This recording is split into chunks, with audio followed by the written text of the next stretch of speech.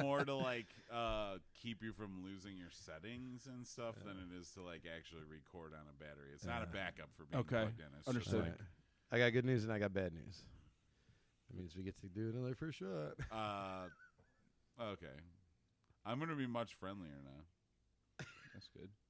So are we sure we're recording now? That was what the balls check was for.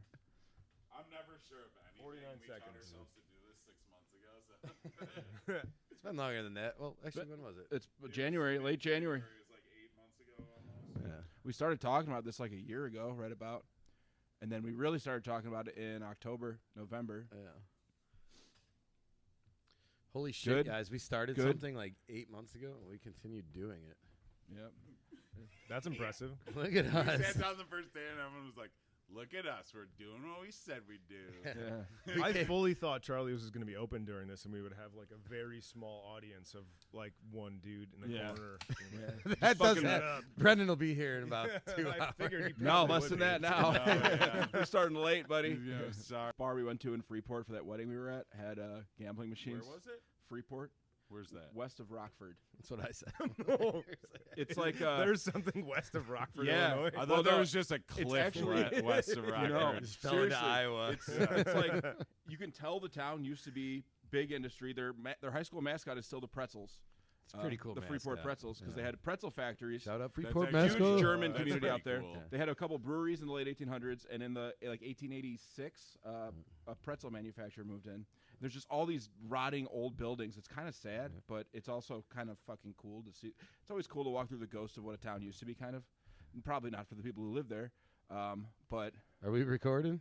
Yeah, I'm turning the master track up a little bit, so okay. All right.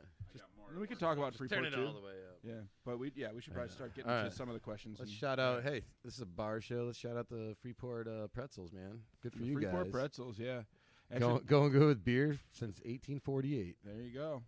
Shout out to extra shots because we fucked up. Yeah. I do want to give a shout out to one of the bars that was out there once we get to that, but I don't know if this is even going to be in. So. To clarify, you should start over completely. Yeah, I know. Okay. We're going from the Yeah, beginning. yeah, yeah. Sorry, bud. Sorry It's to fine. and sorry to all of our I listeners. can tell my It's been a all long of our day. 10 listeners. I got stuck at work, and then I pulled up here on Center Street, and the fucking gate was down for like 15 minutes. I mean, no, that's what we were telling train stories as we I were was waiting. just for like, you. should I hop this train like a hobo? I actually was about to car tell you. there? I was gonna be like, just park Is it over safer there. to go through Park at or the glass under the factory, train. yeah. I definitely see you doing like a fucking Mission Impossible. Like you roll under, Yeah. count to 10, roll under again. My mom was like, Cop behind you. What are you doing? You're halfway up. my mom was like, with your luck, you'll fucking fall and die. And I was like, I don't have bad luck. What the fuck? I'm not gonna die. Are you kidding? Just be maimed for the rest of your That's a life. great. That's a great Also, mentality, very man. nimble for a fat guy. Those are also great Whoop last your words. ass and hacky I'm not gonna sack. die. Are you kidding? You play a real sport like Hanky said. Yeah, where we keep score. Yeah. All right, ladies and gentlemen. We are sitting here at Charlie's Tavern in the heart of beautiful downtown Grayslake, Illinois. My name is Evan Rafferty. Sitting here with me is Jay Clancy and the pool ninja, Patrick Wiessner. And boys and girls, this is the second attempt of this episode of the 1, 2, 3, 4 Shots Shots podcast. And Podcast. here, all right, let's just call it shot number 1, I guess. We'll go right into it. A Shot number booze 1. that needs no introduction. Yeah. The shot we take. Mr. John J. Jameson. Is his name John J? Probably. God, I've been taking a shot of Sounds this For at with least 5 Evan in minutes. like 24 hours. Yeah. Maybe Oh, yeah, 20. Sorry, I did skip a part on the second part. Today we have a very special guest. Sitting here with us is Mr. Eric Wiessner. Thank you very much Thank you. for starting this episode again with us. No problem. Luckily, we only made it about 5 minutes in on that last one. So We most likely will not fuck it up again. yeah, I mean, we got it. We learn from our mistakes around here. No, I don't. Okay, shit. Oh my God. But recording mistakes. Yeah. It's not life lessons, you know. Oh, I make those every day. Yeah. Like, don't go to Emel's Bingo and then go to Charlie's with Brendan on fucking Tuesday last week. I did see. So bad. I mean, I'm sure you remember. Yeah. I Seeing me do here? remember Yeah, okay, seeing yeah, you. yeah. So do you remember seeing me? Oh like, yeah, yeah. become unable to Yeah. speak? Well, yeah, I had to drive a car, man. I was kind of just, I had a was beer so here, and I was fucking just like, turnt, yeah. And then I took a puff of that stuff, and then all of a sudden I couldn't talk, and I was like, "This is embarrassing, but I can't go home." yeah. Like I had to go pass out at my friend's house. He just got an apartment above some salon that's like in a house. It's like a house-looking salon. It's probably the one. There's one. It's like over either there, or there-ish. there's one. Well, there's It's like there's like 8 of those. Yeah, I was gonna say there's probably There. about 30 salons in downtown Grays Yeah. Lake. Yeah, but I had to take it. That's why they call it Salon City, man. I liked your line. It's like, do you remember seeing me? Not remember seeing you. Yeah. That's a great one. Yeah, How was that? it was turnt. That was on a Tuesday. Yeah. Going hard on a Tuesday. I recommend bingo.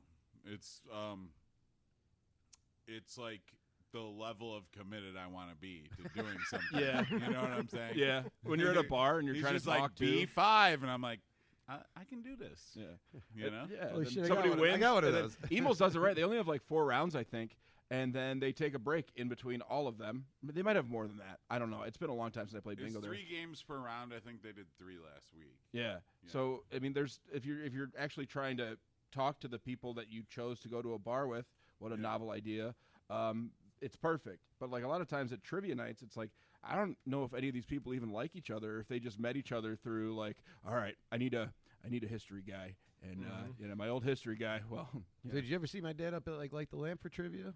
No, I don't think so. Oh my god, yeah. Does he still go all the time? Not to light the lamp. I haven't seen him in a while. Yeah, he does tight head every. Rolf fucking- was at bingo too. Yeah. Yeah. Yeah.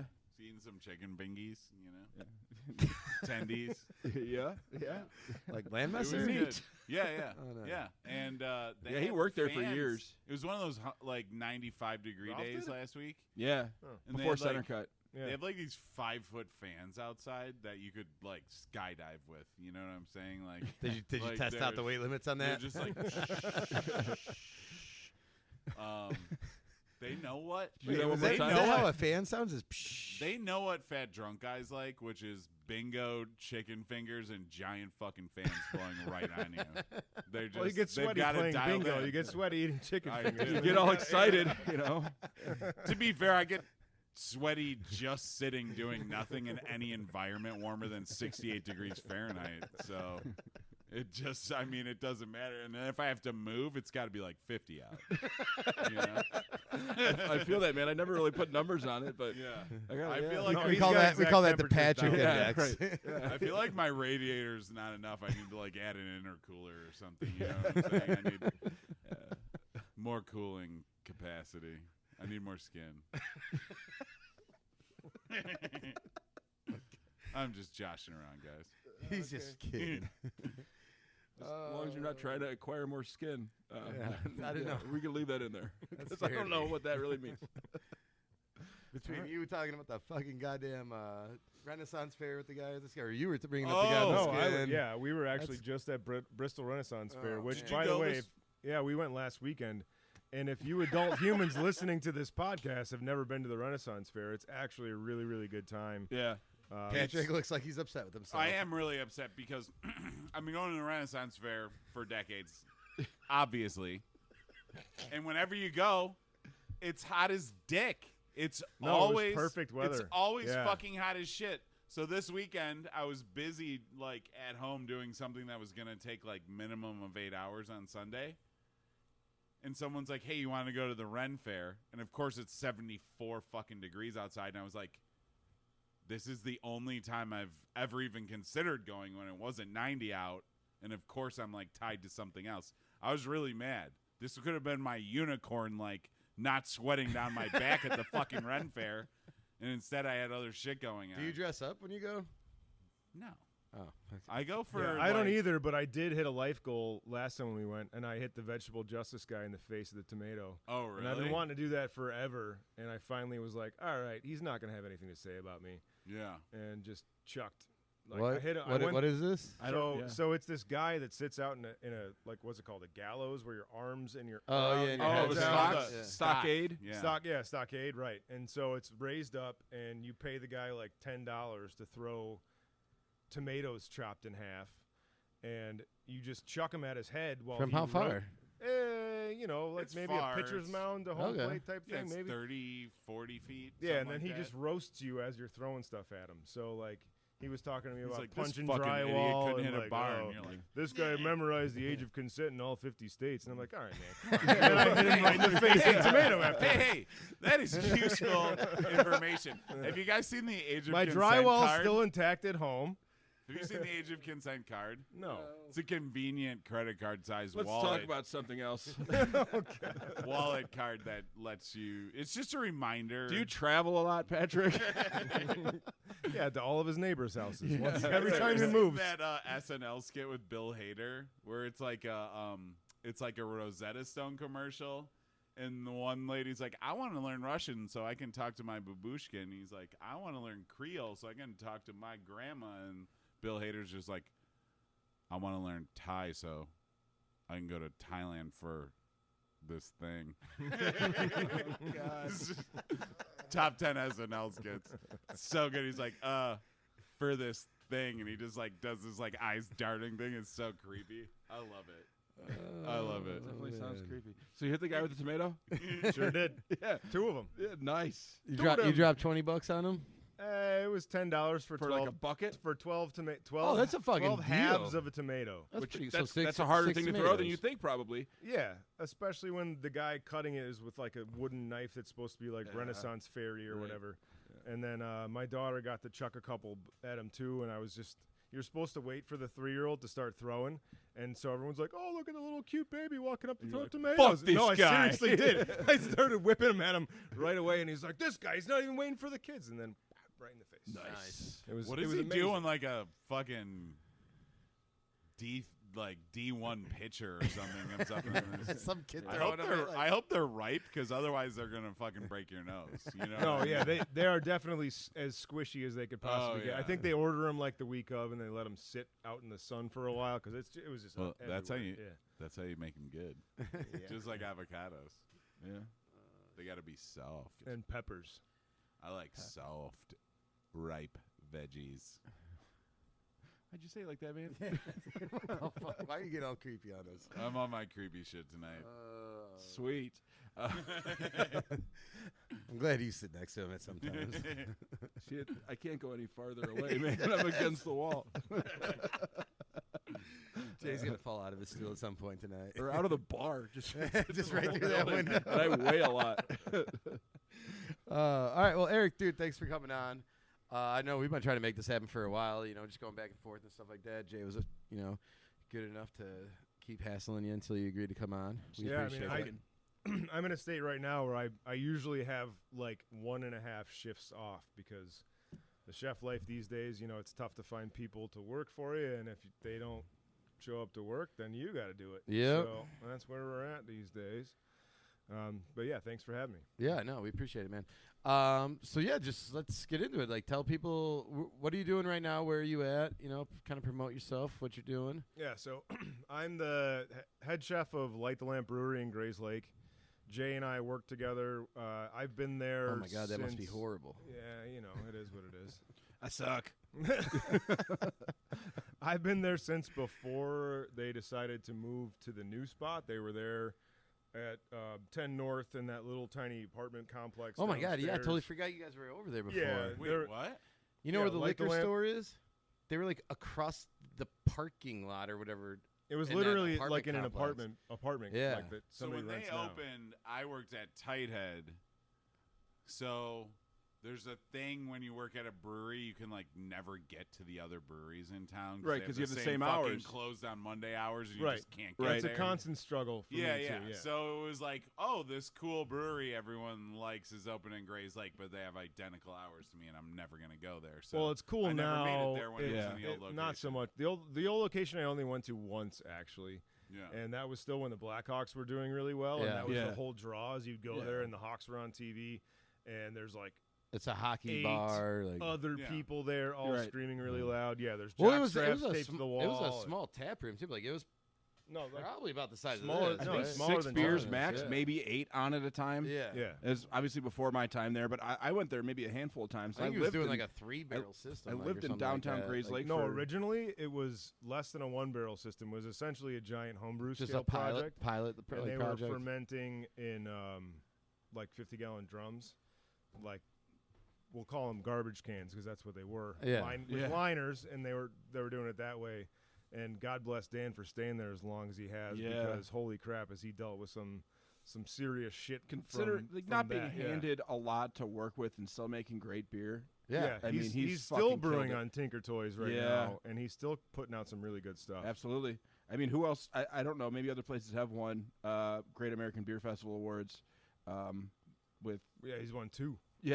with I mean, nowhere near the system that other places have. Yeah, you know? I mean, as He's got far 2 as the brewing GABF. world, yeah, yeah. Nice. yeah, 2 of them. One for bronze Light It. and a silver, yeah. He got a silver And then for still Light It single. in 2018 and a bronze in 2020. And for as far as still professional single. brewers go, I mean, like they're working on real systems that are all digital, and you can set temperatures. from your Oh, phone when it's and- all automatic now. Yeah, he's got a whisk and a pot and an apron that Yeah. says like "Happy Brewer." Yeah, or right. whatever. Yeah. I got His it. English ale, extremely top tier. What's it called? Full English, the The ESP. ESP. Yeah, he Yeah. calls it a pub ale, but yeah, it's essentially. Extreme. I love that beer. Extremely top tier. Really good. It's the kind of beer that like You can smash. only old huh? people and beer nerds really want to But drink. you can smash them, dude. Like you they're- can, and they're so rich. There's just Yeah. something about them. They're just bitter. anybody enough that to goes make and you orders wanna an amber drink or anything more, like you that know? should try an ESB. Like, Absolutely. Totally. There's this really, really. You do good. run into places doing them at a little thin, and they, They're wispy, Americanizing them and Yeah, making them just like an pale ale Yeah. more. You know. which I mean, I've had some that are like that are solid too, but he does it. He does it His right. has this very long, like they should. They have like a longer, more drawn out flavor. There's like the upfront flavor, and then the Yeah. aftertaste, and then the bitterness. Yeah, super and, like, malty up front. Yes, just a bit of bitter to balance it out in the you back. taste it in Yeah. stages. Like that's a good English ale. It's Yep. like malty, and then that Yeah. bitterness at the end. Just a little bit of bite that Yep. really almost- makes you want to drink another. it's sip. kind of like that. It's Right. like that bittersweet chocolate like flavor. Like you kind of get that where you're like, ooh, that's like Yeah. sweet and bitter at the same time. You're like that. It's yeah. good. But I'm gonna give you a huge shout out right now, though, Eric, because I personally love your food over there. Thank Food you. is fucking awesome. Dude, I had your what was it? The Sheboygan smashed Toboggan? Sheboygan. Sheboygan Toboggan. Holy shit. Holy shit, was I a mess. Dude, So I just yeah, it's I not ate easy this to thing eat. when it was 50 degrees too fucking hot, and it was so good. Yeah. So good, and I love the fries too. Like Yeah, the Sheboygan's Big changed fan. a bit over the years. Actually, the previous guest was the one that invented the toppings on that dish, and we have changed it a bit, not in what it is, but I started who was our buying. previous guest. Not the previous, Kyle. but he was previously Oh, on. Yeah, okay. he it was his idea to put that sandwich together. So now we're buying Jones Dairy Bacon, which I don't know if you ever heard of Jones Dairy before. They're fantastic pork producers. They do like grill ready, like 6-10 count per pound bacon slice, and we use Jones Dairy Bacon, whole pork butt, and then we grind beef tenderloin into it. We have a big grinder at work, so our nice. yeah we're not messing My around mouth is with like water our now. yeah I it's didn't eat super all buttery. night. Ugh, It's really it's really fatty because it's bacon and pork belly and it's the good stuff. right. I want to give you props because you've been there that long. I know you must have came up with this, but one of the best dishes I've ever had was the pot roast tacos. Oh, we haven't done those for years. I One need of to the bring be- those like, back. I'm not even lying. It was one of the best things I've ever eaten in my life. Did the pot roast on the naan bread, and then you had like instead of like a pico, it was like a root vegetable. Yeah, root vegetable like, medley for yeah. sure. I'm gonna bring that back It in the was so fall because fucking we good, haven't done man. that Oh, in a that's great. while. Some rutabagas on there. Oh, yeah. Dude, Dude, like parsnips, I everything. Rutabaga, love parsnips, so fucking good. Rutabagas. And Okay. the thing so that dumb, was but they're so good. Like I'm I not even have joking, a there's- farmer that works at Prairie Crossing, and he he essentially rents the land, so he can't plant any perennials. He only plants annuals. So at the end of the year, he's always like, man, I got this like big stock full of like all these root vegetables for cellar storage. And I'm like, just keep feeding me, 10, 15, 20 pounds a week He's until one of you're the out of Prairie them. Crossing farmers? Yeah, it's Adam Quinn. Is that the Midnight Sun? His is Adam's Acres, but I know that there's a bunch of different ones, and I've worked with a lot of them before. The guy who had one called Midnight Sun used to grow tons of cabbages, and he used to pick the grain up from Mickey Finn's for years. Oh, yeah. Perry Plesha, maybe? I don't know. Perry picks up our grains. I don't know if he's through... Have you ever done pork from Russell Road? What's it called? It's called Russell Road.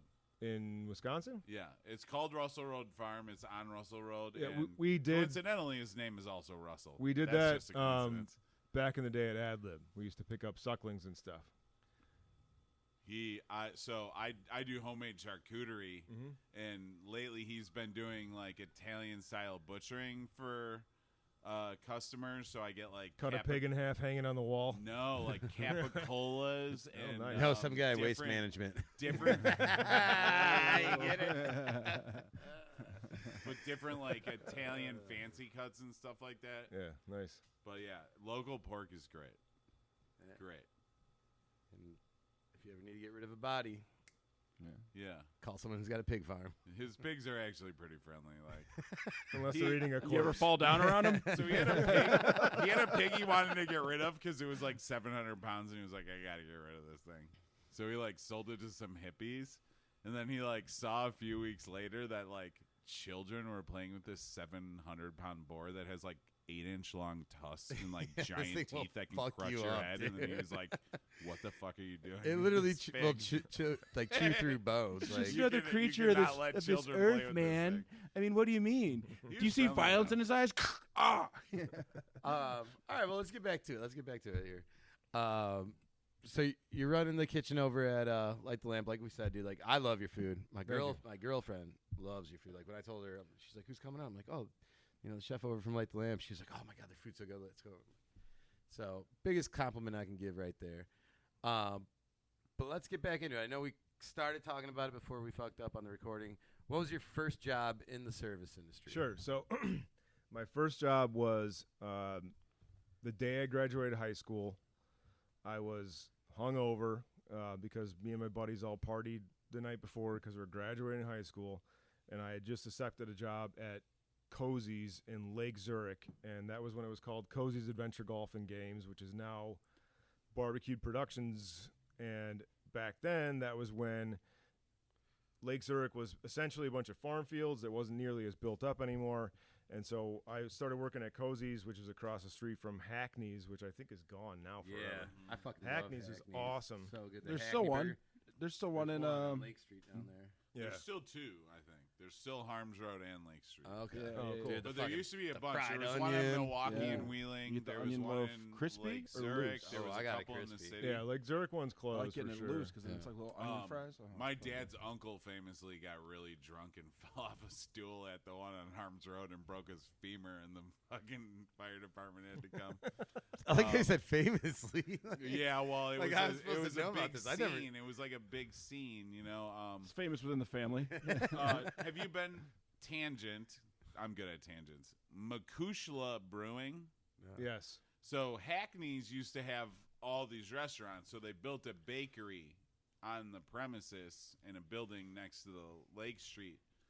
So when they downsized, they didn't need this huge bakery anymore. They turned that building into a brewery called Makushla, which is like Gaelic for my beloved or something. And And highly recommend it. Hackney's owns it? It's a Hackney's owned brewery called Makushla. It's in a building next to the Lake Street location. You go there, you sit at the brewery. They have awesome beers, Road trip. and then they just deliver Hackney's right to your fucking table, including a Juicy Lucy, which I mean, guys, Yeah, sounds right? perfect. Yep. Yeah, good. Hackney's is good. If you don't like a giant brick of deep fried onion straws, I don't know. Yeah, that We was what can't they were be friends. famous for. They fill the whole fryer basket, pack it all the way full, They and just then pack drop a the whole fryer thing, basket full, and then you drop get a it, rectangular shape of fried just heart and it attack comes on the to your plate. table just like that. Just they dump it straight out of the And then fryer basket. I'm Amazing. gonna put like they had the little sauce that came with it, like spicy. I don't know if it's 1,000 or whatever. Yeah. And then you just like half a bottle of ketchup over the top of it. Ashley always gets them so loose. fucking So they take good. the same loaf and they like break it up so that it's I don't know. She likes eating them. I don't know. Her dad's from Yeah, whoever the angriest cook in the back just punches it a few times. Yeah. It falls apart. perfect. Yeah, It's pretty much what it looks like. Yeah, Someone's just giving it a people's elbow. this almost looks like an elbow right in the middle here. When you have old school Oh, there's places hair. like Hackney's, the level of customization that some fucking regulars achieve is like something you wouldn't put up with in a normal restaurant. Oh no, yeah. My dad's best friend lives in Boulder. Do you remember the Med in Boulder? No. Do you ever go to that? Yeah. It's the Med, Mediterranean restaurant in Boulder. It's amazing place. Just closed a few years ago, but we would go in and he'd like have the most outrageous fucking requests from the he'd be like immediately be like, "Can I get 2 pitchers of iced tea?" And like the waitress would bring him 2 pitchers of iced tea and he'd put them on the floor next to his chair. And then he'd just have like off menu items he'd like request, and they'd make him all these. All He's right, like, hold on. We're gonna get into that. Why would he in put a them on the little floor? bit. Is he gonna Yeah, drink seems them? like a great way to, I don't know. Gross. Go ahead. All right. So you're working there as a kid. Yeah. Yeah. You're doing parking or whatever. Well, I didn't tell that story yet. I told it earlier when the Oh, yeah, recording that's was. right. Let's get into it. So anyway, the first job I had at Cozy's, I was a parking attendant, and they stuck me out there on my first day. I literally had graduated high school that morning and went straight to work afterwards. And they stuck me out in a lawn chair on the side of Route 12 in Lake Zurich, and they gave me a flag. Sweating out booze. Yep. And if the parking lot was full, I had to wave the flag one way. If it was empty or there was 1 or 2 spots left, I had to be like, 1, go that way or whatever. Right. So after multiple altercations with, white suburbanites on the first day we're open ever for business, and old men screaming at me and stuff like that, I walked up to my boss and I was like, "Hey man, there's got to be something else I could do." Yeah. It's like any other job that I can do, and he's like, "Yeah, you can go back in the kitchen." So he stuck me on the fryer, and that's how I started. The working second in the hottest kitchen. spot in this entire. The second hottest spot, besides the 80-degree day in the summertime on the side of Route 12 in a lawn chair. Yeah, it was a. It was probably hotter in the kitchen if it was 80. Unless it was humid. Yeah. Actually, the original kitchen they built out in Cozy's was fancy. They had Okay. this old Greek guy that was a restaurateur that explained to them they needed to have all this. They had way too much kitchen equipment for what that place actually produced, which ended up being pizza and hot dogs. So they had like Alto shams, and they had an indoor smoker, He's and they Greek, had so they have like oh my god. 8 vertical spits. No, there was like 3 salamanders and stuff like Yeah. that. And there was like a Exactly. 14 burner saute range. Did We he never work for the used company any of they it. were buying from, or was he a consultant? What do you do? Yeah, pizza and hot dogs. I got 14 originally burners. the old He's like lady 30 Mama Cozy fajita was a trays steel for mill in Saganaki. Harris, so she had a ton of money to spend on this, and they saw her coming, I guess. So they Yeah. built this huge place, and there was an office upstairs with a full shower and a bed in a restaurant in the office upstairs. And that caused 0 problems ever. Oh, no I'm one sure. ever did anything Yeah, gross no. or weird up in that office that had a full shower and a bed in it. Was there a washing machine there? Probably not. Nope. There was never a washing Just a machine, but couple there was a Glade batting plugins. cage full of stacks of cash and a shower and a bed upstairs. Oh man. And a very white, dusty table in the office for a while. Yeah. Yeah, there's a bed upstairs. Welcome at to restaurants, Benelli's. buddy. No, There's those Greeks. I'm not gonna say his name, but I'm 16 years old, and be like, Eric, go next door to Fritzl's, talk to Gary, he'll know what to do. So I'd go over there and be like, hey, he said to come over here and just get as usual, and that would be literally like a soup cup, like a 16-ounce soup cup with a plastic lid full of vodka, and while Gary was pouring that, he'd be like, get one for yourself too. So he'd give me a Hacker Shore, and he would do it right. He'd pop the top open, roll it on the bar, Yeah. and pour me a Hacker Shore at 16 years old, and I've got a bucket of vodka in my hand, ready to walk back to my boss. I'm 16, drinking a hacker show at the bar. I thought I was the coolest guy on the planet.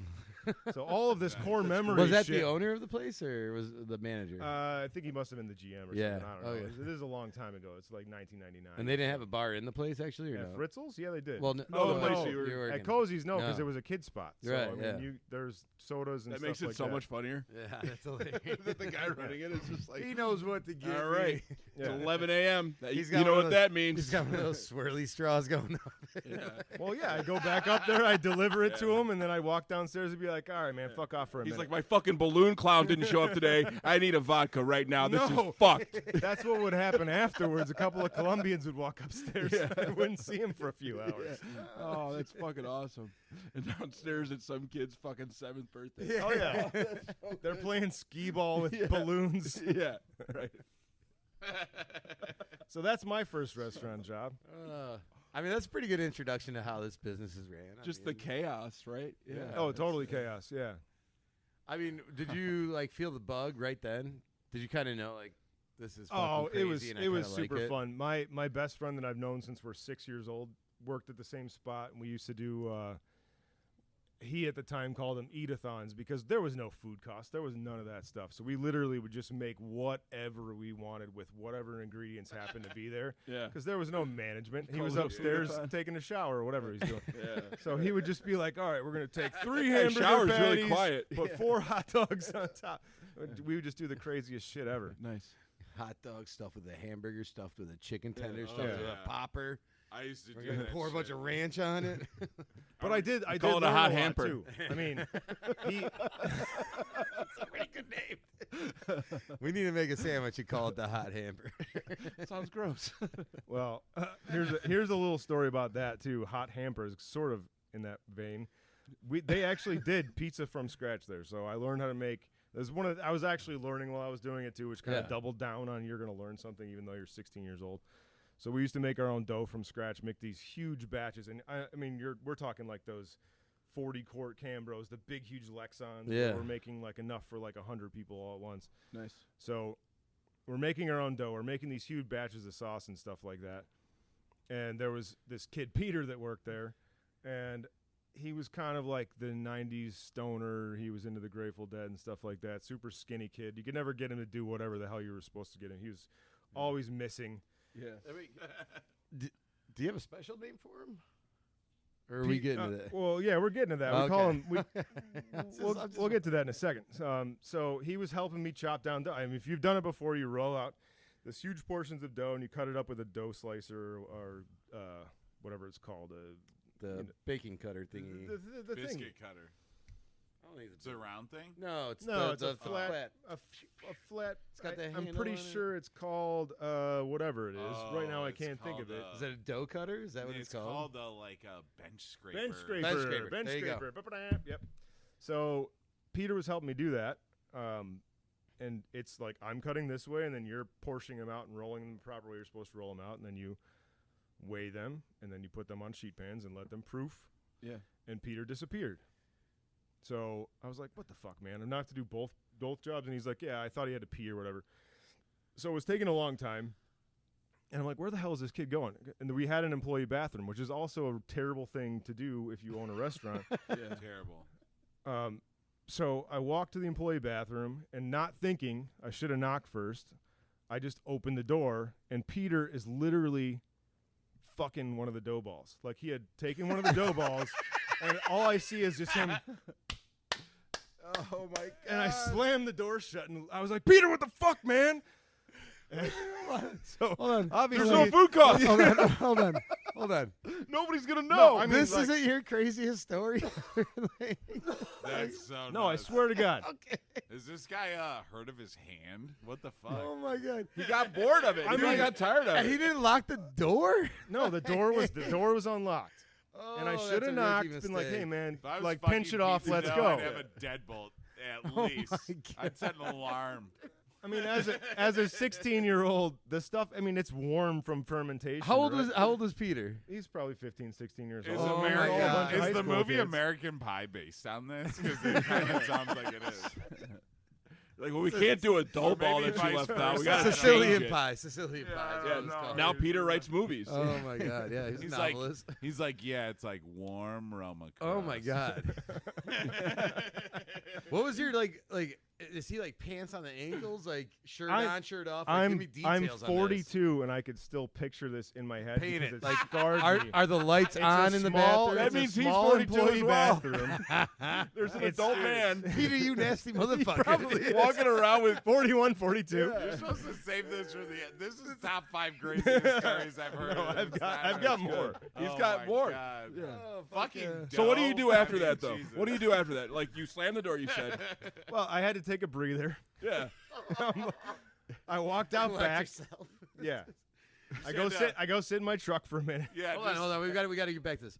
Like lights on, lights off. In the Introspective. bathroom. Is he in there? Lights were on. Is he shirt on? I shirt couldn't off? see what was happening because the mirror didn't So, show like, that does part. he have but I his could. apron on? No, he had his shorts around his knees, and he was wearing a gray collared polo shirt with white stripes on it, and he has like long hair like we did in the 90s.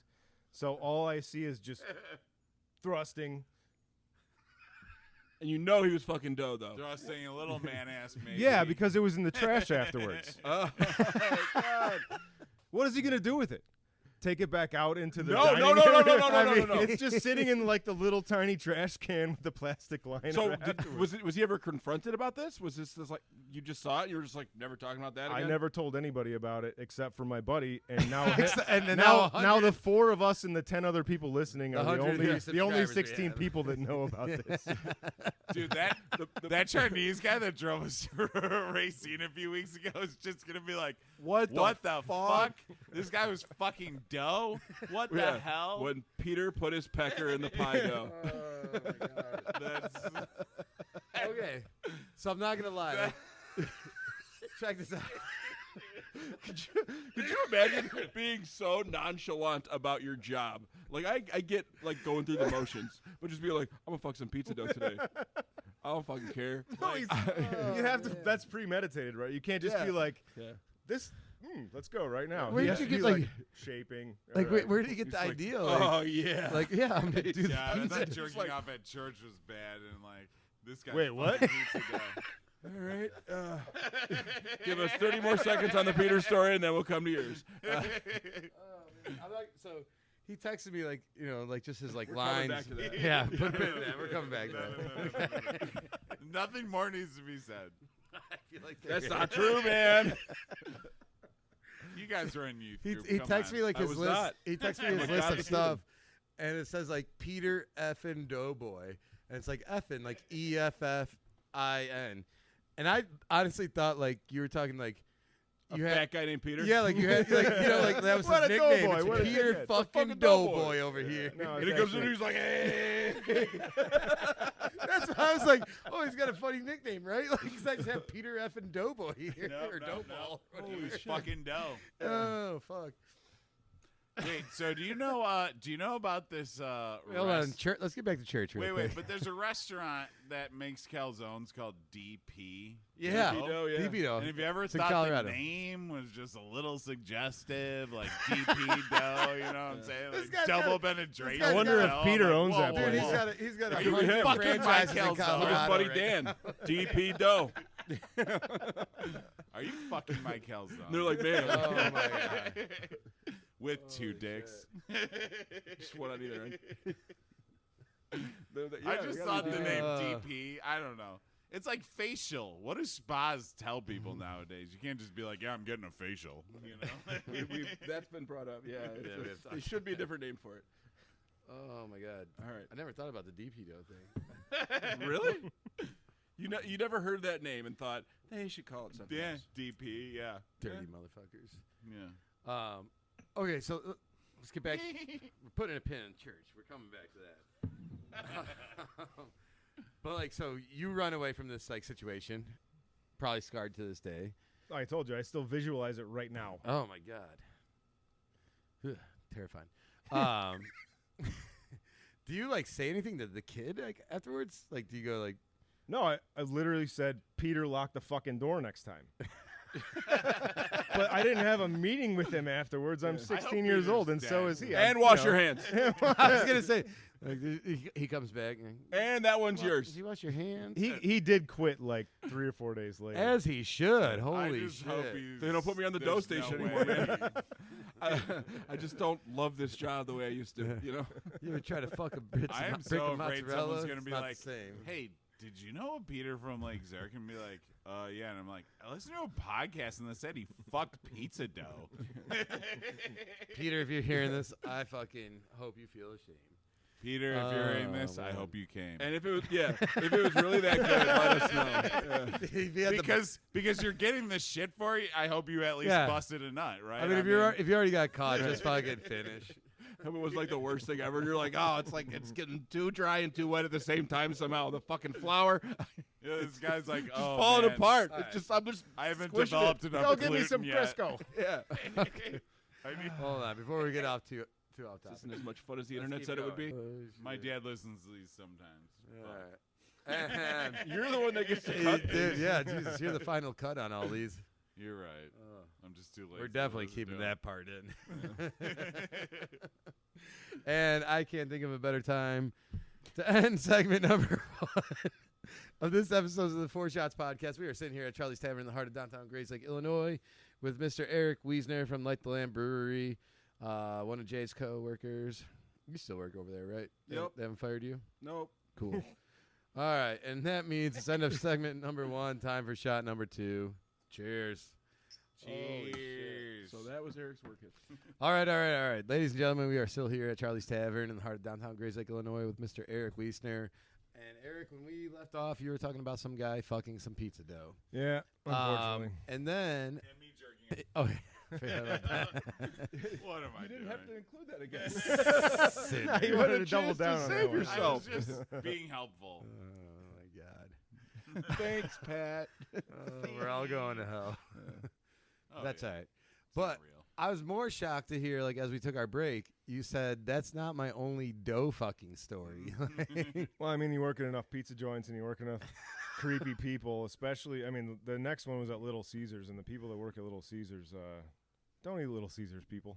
Yeah. Just don't ever get that's pizza from Really, there. but it's so much. That's better the than best cheap Domino's. pizza, yeah. Yeah, it's way better than Domino's. I didn't know No, this it's not until better than recently. Dude, yeah, my girl the other night, she's like, I'm going to get Domino's. I'm like, I'm not eating that. She goes, Don't. all right, I'll get Pizza Yeah. Hut. I'm like, Really? I'm not eating that either. I had fucking No. Domino's today. God damn it. Ugh. I So used wait, to like wait Domino's, the but extra it's- 15 minutes and do something like, around here, Ron and Pat's, or I don't know. Dude, just somewhere. Domino's has like 1 tablespoon of cheese on a fucking 14-inch pizza. That's why you It's get like- extra cheese, man. Do you guys remember Pat's Pizza? Yeah, That was in the Grays Lake. shit. Pat's Pizza, yeah. that You was guys so remember good. Rita Pia in Mundelein? Yeah, I know that guy. I fucking loved that place. And I used to plug it all the time, and then I was told. Hey, that actually, shout had to out to plug a Mama different place. Mia. Mama Mia Pizza. He was literally rented a Home Depot pickup truck to tow his brick oven pizza to Harbor Brewing Company over the weekend for their Harbor Festival. Oh, nice. He's an Italian guy, and I talked to him a little bit about his setup and stuff It's not like the that. guy that's always there, is it? Mama Mia Pizza? Yeah. Probably, yeah. Yeah, he's at he used to be at Tight Hill. Yeah, hey, what? Totally. His pizza's like fantastic. Some of the best that I've had. I don't like that style of pizza, really. No, the but brick his the is brick good. oven stuff. Yeah, his is Yeah, fantastic. I'm strictly tavern cut, thin and crispy. That's it. That's my That's all style I too, do. usually. But I walked up and gave him a His hug is after. good. Yeah. His is good. really, They really cut good. his pizza in triangles one time at Finn's, and he almost burnt the place down. Okay. You're like, To be fair, I ate the whole fucking extra large pizza by myself in 15 minutes, so it's not like I hated I'm it. gonna eat but this pizza so fast. I'm you guys just cut saying- it. Triangle I'm to just spite. saying. it was like that scene from SNL when like Chris Farley gets the Folgers Crystal. That's like this. He was like, "You fucking lied to me." And they're tasing. They're like tasing. And him then the hitting end of him that with the scene frying pan. is it's like his lawyer talking to him on it's like on the news. It's like, how did you feel about that? He's in like a cast. And, like, I a necklace. was He's like angry. angry. So good. No, it's just okay. This guy's throwing Parmesan I shakers order the across the same restaurant. fucking pizza at Mickey Finn's at the same time every Sunday for like a year and a half, and then it comes out pie cut, and I'm like, you know, they look like Braveheart when they're cutting his guts out. I'm like, oh, what the fuck, you know? And I was like, I just didn't know what to say, so You know, I told I the server, joked, go back man. in the kitchen I and was get the fucking banter. pizza cutter they used to cut this pizza. And then they brought it out, No, and I you're was like, did now I cut my upset arm you? off. Did I insult someone here? What did I do wrong? Is this a joke? Is there a candid camera filming me right now to Candid record camera. my reaction? Well, let's get into it. Like, so let's get back into what we're supposed to be talking about. Yeah. We made it through We've one yelled about restaurant. this One enough. restaurant in 1999. Okay, we'll get there eventually. So where do you how long do you? This is just a high school job for you, or what? I was actually there for a long time. I want to say I was there for I think it was 4 years actually, and it was a seasonal place, so it was pretty difficult to stick through the winter time. And I mean, Yeah. the Peter story was during the busy times when there was lots of people there, and we didn't have all the free time in the world, so there was all kinds of other crazy shenanigans Yeah, we got somehow into. he found out a way to jerk off on the clock. Well, Good for Is it still jerking off if you're fucking pizza dough? Yeah, that's a I don't know. pizza pussy. There was a, yeah, right. There was a lot of crazy shit that happened at that place because it was honestly run by 45-year-old Folded in half. teenagers. Yeah. I mean, Yeah. the owner and the GM Calzone. running down the side of Route 12, being chased by a golf club over a disagreement. I mean, Wait, hold on. is- Like this like is a, a mini custom- golf a place, customer like with a putter is going no, at them. The son of the owner of the place was a bit of a hothead, and the GM pissed him off, and I forget what actually happened, but I mean, he chased him out of his back door in his boxer shorts and was chasing him down Route 12 with a golf club. Like a about- little mini golf putter. A mini golf putter, yeah, not like an actual golf club. We're talking like whatever the longest Not a one is for the three-wood. tall people. they Like say the they're like a solid. rubber They'll fuck end you. on it? Yeah, but not on the other side. They'll but fuck you yeah, up. but bro. he was about to get his ass kicked with a mini golf putter, which is even more Yeah, those embarrassing. old I places guess. just Ultimately, have like a solid brass club. It's not even. It's not like this fancy cutout titanium shit. It's just. It'll fucking crack your Yeah. head open for sure. So you're there for like 4 years, so you're about what, like 22, 21, something like that? yeah, and that I mean, the whole time I'm doing this, I'm also in school to do like big boy job stuff. So I was in school at the Art Institute of Illinois for multimedia and web design, which was totally uneventful Yeah. actually. And my first job out of that schooling was I worked at Quill Corporation, which I don't know if you guys know Quill. It's a paper company. My mom that's worked there for based a out long of- time, yeah. Yeah. It's Marlin, basically Dunder yeah, Mifflin. it's exactly like that. It's Dunder Mifflin. It's Dunder in real Mifflin, life. and it's Office Space, the movie in real life. Yeah, So I I had was a a friend who worked cubicle in the there. middle I'm of like, like 50 cubicles. So your life's The Office. Okay. Yeah, there's a couple of guys that I know that work there that still live in Grays Lake that we all work there together. Yeah. So that was super, super boring. And Yeah, I bet. it How many was legal pads can you sell, really? right. And I'm on the design team, so I'm like trying to design an ad for an office chair or like a ream. Imagine designing an ad for a ream of paper. What can you do so many times with white copy paper to make it look interesting? Well, you got to get some color in there first of all. Yeah. You know, Yeah, make it an yeah. interracial couple who's celebrating getting this fucking like stack of paper about It's something. our first ream of paper in Yeah. our new house. And like, yeah, this is Selectable. and then it goes to a printer and it's like the title for their home. Like, oh, there you go. No, I seriously. I fucking should do this Hewlett shit. Packard came. A representative from Hewlett Packard came because I designed an ad for a printer, and I put the ad for a printer. I like literally photoshopped it over a Corona commercial, and I put the printer like on a table at the beach, and it was like, send your old printer out to pasture and buy a new HP printer. And they came in and they shook my hand and gave me like a shitty digital camera. It's so good. Good job. Here's But this You camera. got it, kid. Wow. I don't know what it is. You made us. you got it. millions. You made us millions. Here's a $15 No, webcam. probably yes. Yeah, you made us thousands of dollars from like the local segment or whatever. But yeah, I mean, I worked a couple of jobs like that. I moved to the city and was doing some ad agency work. The cool part about it is I was doing some merchandise for local bands. Like I would work at an ad agency, and like all these people that I work with were also musicians.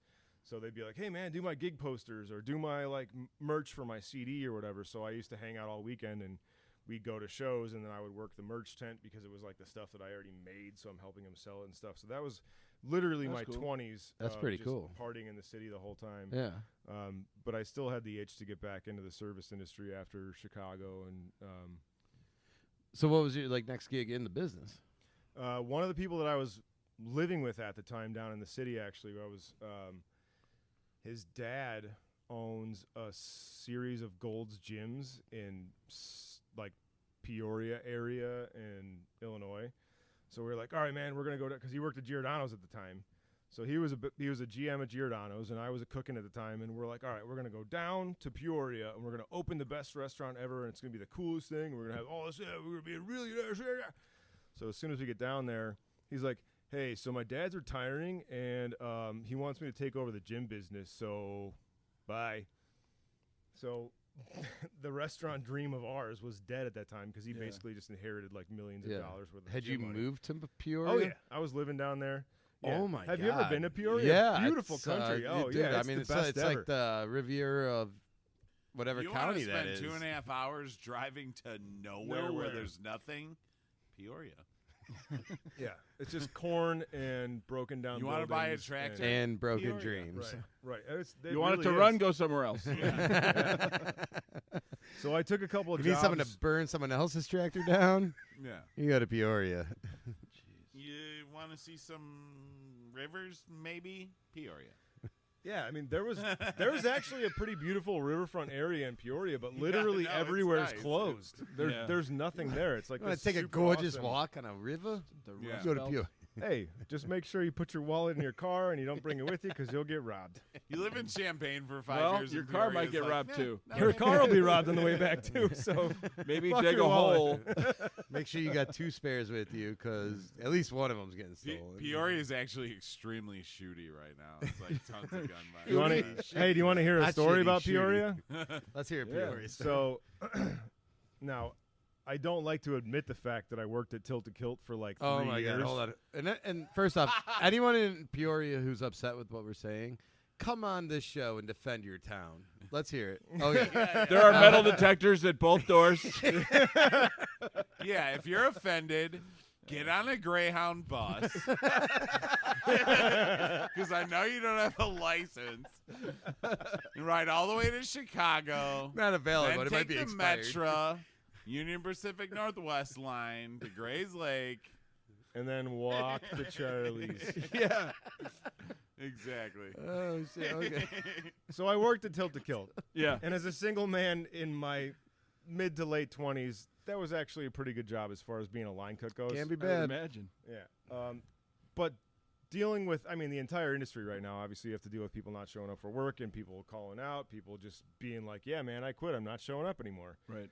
So it was a bit rough. We went through a couple of kitchen managers, and then all of a sudden I was the kitchen manager because everybody else just didn't show up anymore. Yeah. So a younger guy with not a whole bunch of experience with some, shady characters working there. There was a big problem with drugs and stuff like that. It's pretty much like every kitchen. This is a little bit different, but yeah, there was a big problem with drugs and poverty and stuff like that. And we were having a busy service, and my grill cook just didn't show up. And I was like, oh, it's been half an hour. It's been 45 minutes. All right, man, where's Fudge? His name's Fudge, nickname. And so I was like, man, can you guys tell me Wait. where Fudge is? Because they were all being really quiet. Why'd about you it call for him some reason. Fudge? That was his name. That's just how you knew him. Well, his name's Mike, but he went by Fudge. Okay. Anyway, Shit his pants. Yeah. That's your shit your pants story. It's a brother. maybe. I don't know where the name came from. That's just how he introduced himself. I mean, on paper his name was Mike, but Yeah.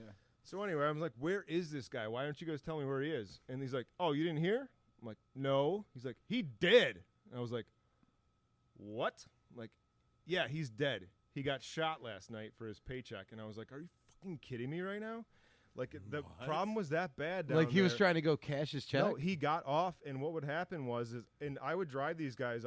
I would get off work, and 3 or 4 guys would come with me, and we'd go to Walmart, and I would go to Walmart, and they would go to the cash like you're about to check out at Walmart. and Yeah, they the would check give them their cashing place. paycheck. Yeah, and sign it over for So, $20 right, or 3 whatever. or 4 guys, Yeah. and then they would have me drop them off like at the entrance to the neighborhood, and I would drive home. But apparently, he was in the wrong place at the wrong time with a full wad of cash in his pocket, and he showed up to work the next day dead. Like, it was insane to me as a boss, as a manager, that this dude just got shot, and they were all just like, yeah, I'm not even going to tell him about it. No one let you know. It's just Like like no one so- was upset about it. Like they're just No, like, it just seems to be that common where like a buddy of yours that you've known for years or whatever just gets shot over gun violence. and that shit. they assumed you would know that about the schedule. Right. Nobody told me. Yeah. Yeah, like where's the cooking? And like, oh, he did. You're like, Yeah, and "Oh." I found That's the whole like insane. management staff Can I of the help? restaurant kind of found out from that moment because I went Yeah. to the office and I was like, "Did you guys hear this?" They were like, "No, we didn't know about that at all." And so we obviously like Damn. did our best to tell people in the community about what happened and like did some Holy fundraising and stuff shit. for his family. But I was like, I've had a line cook call out for a million different reasons, but not because yeah. they're fucking shot over their paycheck. Yeah, that's fucked, man. And the fact that like this was he died the night before. God rest The his night fucking before, soul. right, Jesus yep. fucking Christ, dude. That's And then nobody tells me for like lunch shift the next day. But they all knew because I mean their friends and families know each other and stuff Damn, like that. dude, you got 2 top 10 stories, and we're not even at the end yet. I hope you got a good one. Holy shit, dude. Yeah, This Jesus is- this is Christ. I mean, crazy. you gotta imagine they were all processing it too. I- and just didn't yeah, know. but I mean, that's what holy- I mean. I don't know. Were if- they like scared to tell you? Like Yeah, I don't know if they if there was some sort of repercussion for like they thought that they were going to get in trouble or something. I have no idea. well, they don't why. want to talk to the they probably didn't want to talk to any Correct. police or Yep. anything like that. Right. Like, and fuck didn't and Christ, probably dude. figured that a manager or something would would immediately call the How- cops. and Which how- guess what happens as soon Yeah. as you had to. I told the owner, they all called the cops. All Yeah. that stuff. Yeah. So How long did this guy work for you? Like, did you know him for?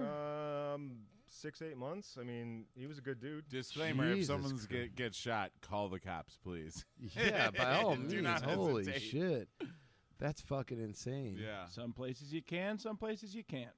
Right. I've worked at like places where people have like, they died. Like then that alone is sad. But like to actually be murdered and then over your fucking goddamn paycheck or whatever. Yeah. like Yeah, that's holy what makes fuck, it the- dude. And it was Most one of those creepy. things. It was a How cash. old was this kid? I want to say mid-20s. Jesus fucking. And it was Christ. a cash Yeah. deal. So I mean, you get your paycheck for 2 weeks. You get it from a corporation, and it's I don't know. I don't remember how much money line cooks were making back then, but Fucking especially maybe in a $7 an rural hour. area, Yeah. We're talking about, probably like, 10 or 12 bucks What, an hour. 2,000? Dude, you're probably giving talking him about an extra dollar $6.25? too. Yeah. Yeah, and we're not talking. This is the kind of place that doesn't let you work OT. So we're talking maybe 60 hours times 10 minus Walmart's cut. So $500, we're- $400. Yep. Yeah. God damn. It's fucking Dude. sad, man. It's fucking sad. I'm not gonna lie, man. You guys ever been in that position though, like where you're like, I can't wait for this to clear at the bank. Like I need to go. Yeah, Right I was now. in I that for position sure for have been. years. I mean, when I dude. lived Yeah. down there, it was tough because I was on my own. I was away from my support system. That everybody I know is up here now. Yeah. You ended up in fucking Peoria, Peoria by Did myself. I talk about yeah. working at the the White Riviera Horse of in Illinois. Champaign? The White Horse. The I know White that, Horse yeah. in Champaign. So it was failing. Like the owner was broke.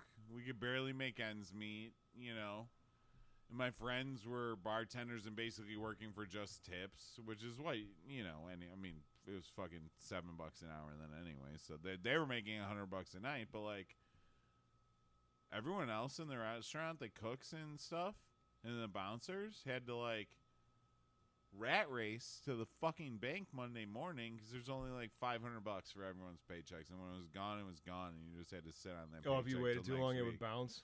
Totally. Yeah. Oh shit. We got to the point where I was like, listen, I know y'all are going in and cashing all your $50 checks at 8 a.m. on Monday. I don't get up that early. But if I can't cash my paycheck this week, I'm not making one fucking order of fries or wings. So you'd better let me get in there on Monday at 10 a.m.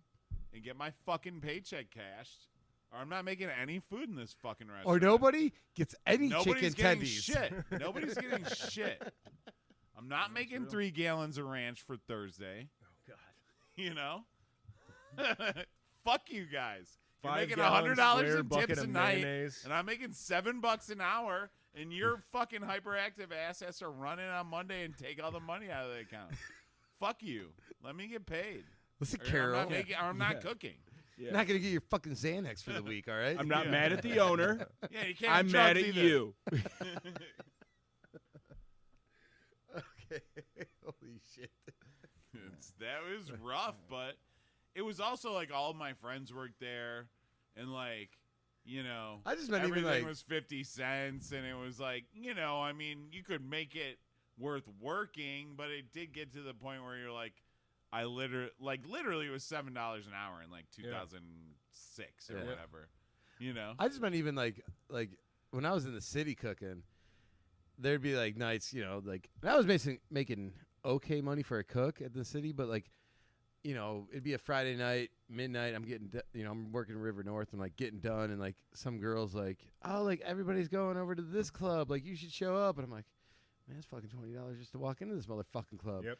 Like, all right, I just got my check in my pocket. And make I'm sure gonna you change first because you're not in the right attire to get in. Dude, yeah, just like I got a fucking. You're like, I sweat through 2 pairs of pants tonight and Oh made my God, $70, and some bitch. Like, But even made like I've been, $400, like, let's go I'm just spending like clubbing. shitty neighborhoods and being like, all right, I got to cash this check right now so I can, you know, spend 30% of what I just fucking made over 2 weeks on one night. You know, just try to impress some people that I don't really even give a shit about, and like, but stand there and being like, this guy behind me is gonna fucking like shoot me outside.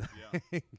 Like it's like that Seinfeld episode where Kramer wins the mutter, like where he wins the horse bet, you know. But you don't know that one? No, I'm not really a Seinfeld guy, man. Sorry. Shame on you. You are. You just No, don't shame know on it you, yet. buddy. Yeah, you don't know yet for sure. Yeah, That you seems just like don't it's know right up it your yet. alley. We're all Seinfeld I've watched guys. quite a few episodes, man. This is Well, just a show about I life. find it to be solid. We'll keep it going here, though. Eric, thank you again for coming on here because you also did something that all my favorite guests do, and you gave me a list of shit like to bring up to remind you of stuff. So we're kind of just going off that right now, and we're gonna work your work history into it. And one of the things you sent me was you had to mop up blood at Five Guys. Oh yeah. And I like You what- worked at a Five Guys? How Very old? briefly. How old were you when you were And working at Five This Guys? was literally right after the Tilt a Kilt thing Okay. because some of the guys that were there that we were all hanging out a lot were like, hey, there's this new burger place opening up, and it's supposed to be like this cool smash burger Yeah, I was place. gonna whatever. say they haven't been in Illinois. Not like, that long. I it's also- not like a childhood place. Yeah, we had That's never like heard of it 15 before. Years maybe. Yeah, totally. So all of us were like, let's go get second jobs there because the hours were getting cut or whatever. And Yeah. so like 6 or 7 of us all went to those hiring events, and all of us got hired. It's like a cattle call, right? Wait, what's Yeah. a hiring? Like, You know, you sit down and there's like 6 interviewers from corporate, and all these guys from corporate are like 500 I've never pounds. actually done. You sit this. down and they're like, "Do you smoke meth?" And you're like, "No," and they're like, You're hired. Yeah, literally, that's what it was. Yeah. But you better work So fast. I see you've worked at a place before. Here Can you go. prove Are you that? are you willing to try it? Yeah. What if it would help your job performance? Would But you it was consider funny it? because the Five Guys part of the culture there was that one of the perks you get as making $0 an Was hour meth. was meth and as many Five Guys burgers and fries as you wanted. So all the Ooh. people that were in that hiring event that worked there from corporate were like Just wanted the free maxing out fry. their polo shirts. And Yeah. they're just like, "Oh." Holy shit! Yeah. I'd die. Good thing I I'd brought fucking 3 die. sizes. So that was literally literally my red pants flag on number today. 1. Yeah. And I Just started a there. guy in a moo Eating pants are meant to be It's like, off. this job's sweet. Oh, Wait, are you shit. guys mocking me? No, not you. No. I'm fatter than you are, dude. They're actually complimenting you on how smart you are for doing that. So yeah, I'm working there, and red flags are going off like crazy because I'm like, did I just take a job at a fast food place? I think I just took a Kind job at a of. fast food place because my first day it was like super early in the And morning. this is like after you thought you were moving down to Peoria to open up like a right, badass restaurant. right, And yeah. then now you're like a You know year or two later, you're thinking you're running yeah, fast and food. at the time too, I was literally like the kitchen manager of a job where we didn't do like terrible food. I mean, it was like bar food, but I Right. was still working with ingredients that weren't just like tubes of ground beef. And in the morning that day, my first day at Five Guys, they were like, okay, here's like a whole case of 80 pounds of ground beef, and you're going to take this scale and these papers, and you're going to scoop them as fast as you possibly can. And if you do it fast enough, then you get 5 minutes break. I'm like, oh my God, I just got myself into the worst situation ever. So I work at Five Guys for like 3 shifts, and I don't know if you've ever been there or not, but like when you walk in the door of the place, they're like, 1 in the door, 2 in the door, 3 in the door, whatever. So if you're on the grill, which is where I was because I had the most experience, they put you on the busiest station. I literally had to, from like one of those stupid corporate mentalities, like you have to say the things that they want you to say during the day, Right. even if you're by yourself.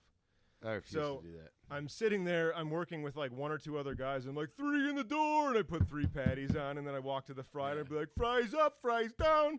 Like, this is the stupidest thing. You're like I 2 in feel the pig. Yeah, so embarrassed working there. They always say 2 in the door when I walk in, even though I'm alone. You get Yeah. the, you One get in the the double bush. buzzer, like where it's like ding ding ding ding, someone walking in. There must be a pressurized plate right at the front door. Just You go knows through the how weigh much I station weigh. before you get the yeah, fat. yeah. It's And I'm like you walk into a place that's really slow, and they look at you, and they're like, yeah. He's here. Who is it? I don't know, but he's so He's hungry. been training I our can tell. whole lives for this moment. yeah. Go You get think the he can fit any hotel more in pan there? full of He can corn. fit so much more in there. Okay. All right, And so look at his eyes. I'm like, Yeah. Oh, Jesus.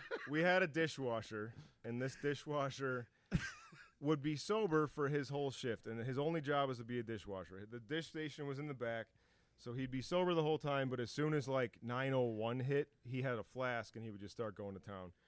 And one of the days, I think he probably hadn't eaten anything all day or whatever, and I saw him chug the whole flask. He wobbles around to the bathroom, and then I'm in the business of cleaning this huge flat top. It's like the size of this table. It's like, it's like Yeah. 10 feet wide. Yeah. And you have to get it to like mirror finish clean. So I'm sitting there scrubbing the stupid flat top. And I just hear like mumbling behind me, like, oh shit, rah, rah, rah. And apparently what had happened was he got out of the bathroom and then stood up too fast and like stumbled, and then the corners of the walls in restaurants that are coated in FRP, they have either a Yeah. metal, metal, or a yeah. plastic yeah. angle iron. Yeah. And he had fallen back against the Ooh. angle iron with the back. The first thing that hit was the back of the middle of his head. Split him So down the it's- middle. Split his head. He slid down like a horror movie, like you see blood. bleh. And he's laying on the floor. We call the EMTs. We call the paramedics. Blah, blah, blah. All that stuff gets taken care of. Turns out he's fine. Obviously, he's just losing a lot of blood because his blood pressure's high because he's drinking. But the assistant manager, the super corporate guy, Bloodstain, yeah. during the whole time is still being like, fries up, fries down, fries down, up, up, doing like all the call outs and shit. And I was like, are you serious, man? Like, there's a guy in the ambulance right now, and you're still doing this shit. Jake's by down! himself- by himself on the line. And all right, we're cleaning, and there's still blood on the floor. And I'm a line guy or whatever the hell the job is at a fast food place. So he takes it upon himself Jake's down. to try to clean up the mess. He gets a wet mop, slaps a wet mop in the mop bucket, pulls it up, and he just starts mopping wet mop with blood. And I'm cleaning the flat top, and as soon as I get that up against my leg with a bloody wet mop, I was like, done. Yeah. That's it. Yeah, fuck I'm that. out. That's the only Fuck job that, I've man. ever quit in the restaurant business ever. I was On like, the I'm spot. walking Yeah, out yeah. right now. Fuck you. Fuck your flat top. And I went back to collect my paycheck a week later. Yeah, one out. And they looked at me with angry eyes, like I'm an asshole for quitting this job. This dude fucking slapped blood up against my leg. That's the only job you've ever like walked on. Never. Yeah, I've wanted to walk out a whole bunch of times, but that's the only one I've ever just Yeah. been like, this is the stupidest thing I got myself Yeah. into. You Fuck guys this ever shit. like walk Good on for a job? you, because I've had times where I should have left jobs where it's just like humiliating or insane, and like Yeah. that is like, all right, well, they're like splashing blood all over. It's like they haven't even zipped up this guy's fucking body bag yet, and they're already whipping me Yeah, to man. clean the fucking Panko, floor. Like, kitty Jesus litter, like Christ. literally anything other than just like slide it around the floor. Yeah. Oh fuck, man. Yeah, spray with bleach first, Christ. No, I've only walked on one job, and it was like just wasn't I wasn't getting along with the owner's wife. Actually, was the problem. Like she didn't agree with how much money I should have been making at the time, and I'm working all night the night before. Show up in the morning to open. First thing, I open the door, and I'm like, I'm hungover. I'm a little drunk from the day before. So I got, it's 9 a.m. I was working till about 2. So I'm running on like 4 hours sleep, Yeah. maybe, like still half drunk. I walk in, They're lucky you're there. she's there, just starts screaming at me, just yelling at me like crazy, and I'm just standing there like, what the fuck? Like, this is all bullshit. So I'm like, I'm gonna go outside, smoke a cigarette real quick. Go outside. girl I'm opening up with shows up. She's 20 minutes late. Starts talking to me. I'm like, I don't know. Like, I'm thinking I'm gonna walk right now. Like, she's like, don't do it. Like, I think it was football season too. Like, it was like a Sunday. She's and I like, was don't do bartending. it because my tips are Yeah. gonna go down. Well, she was just like freaking out. Like, I'm gonna be so fucked if you leave. And I'm just like, I don't know. Like I didn't really like how that went. So I walked back inside. I'm like, it's the owner, and I'm like, someone owes me an apology. And he's like, what? I'm like, yeah, someone owes me an apology, or I'm fucking out of here. And he's like, fuck you, motherfucker, fuck you, blah, blah, blah. And I'm just like, have a good day. I go on, You've chosen option 2. Yeah, I literally like turn around, go on the group text, like for everybody in the business. I just quit. Someone probably needs to show up like soon. Because I think I want to say it was a Sunday, like first week of NFL, and this is in Colorado for Broncos. That is cruel. And I literally, in my head, I always thought I was gonna like, if I ever quit a place, I was gonna be like flipping over fucking glasses and shit, like fucked. And I literally just was like, no, I'm just like, I'm done. Yeah. Right. That's it. Because you don't care about it anymore. And I literally you like, think you want to ruin it, and then you're just like, yeah, it'll ruin itself. and I kind of I'm out. knew like the shitty position I was throwing him in because of the day it was. I was like, I don't know, someone's gonna have to but come you in. don't feel bad about it No, because I it treated literally- you like shit forever. I literally went home. I'm living with a kid who also works at the place at the time. Pass out. I go right back to bed. Pass out. Turn my phone off. Wake up to him like coming out in the living room, being like, like how you doing? And I'm just like, it's like 3 PM. I'm like, I'm good. Like, it's like, so you quit, huh? And I'm like, yeah, obviously I'm here. Like, I was supposed to work. He's like, all right, well, I'm going in there. Like, you want me to say anything to them? I'm like no, like it's done. Like, Yeah, we're fuck you good. guys. Yeah. And Did you smash a bunch of glasses and say it was from me? kind of was what I was thinking. And so he was going into his night bartending shift, and like, I just like turn my phone on, and it's just like 186 texts, like fuck someone you, needs to dude. get here right now. Fuck this, like, and it's like they made some kid whose girlfriend cheated on him the night before show up, and I felt so bad for this kid because he's literally like, guys, I'm literally lying on my floor crying. I can't come in. They're like, Donnie, if you want to have, Sorry, Donnie, for shouting you out. But they're like, Donnie, if you want to have a fucking job, you better show up here in the next 30 minutes. And I actually felt really bad. Every time he pours a drink, he's like, oh, Bloody Mary. He used to like Bloody Marys. That was the only thing I felt bad. I didn't feel bad about anything else except like when I saw those texts. And this is like at 6, 7 at night. Like, I literally just slept all afternoon. This dude's wife could have been like, I'm sorry I yelled at you. I'm just saying, like, just throwing that out there, like, that bitch could have been like, I'm sorry, I shouldn't have yelled at you. And then you would have just stayed. But that's what ownership is like sometimes. That's how it doesn't go. All right, let's keep going. Because I got a couple more I want to get down to. Let's go. It looks like Fat Lady Chocolate Sauce. Oh, no. I love the way you take notes, man. I also like the way that when we started talking about this, you're like, yeah, I just ran through the numbers and it looks like I'm in the industry. That was like such a chef thing to say.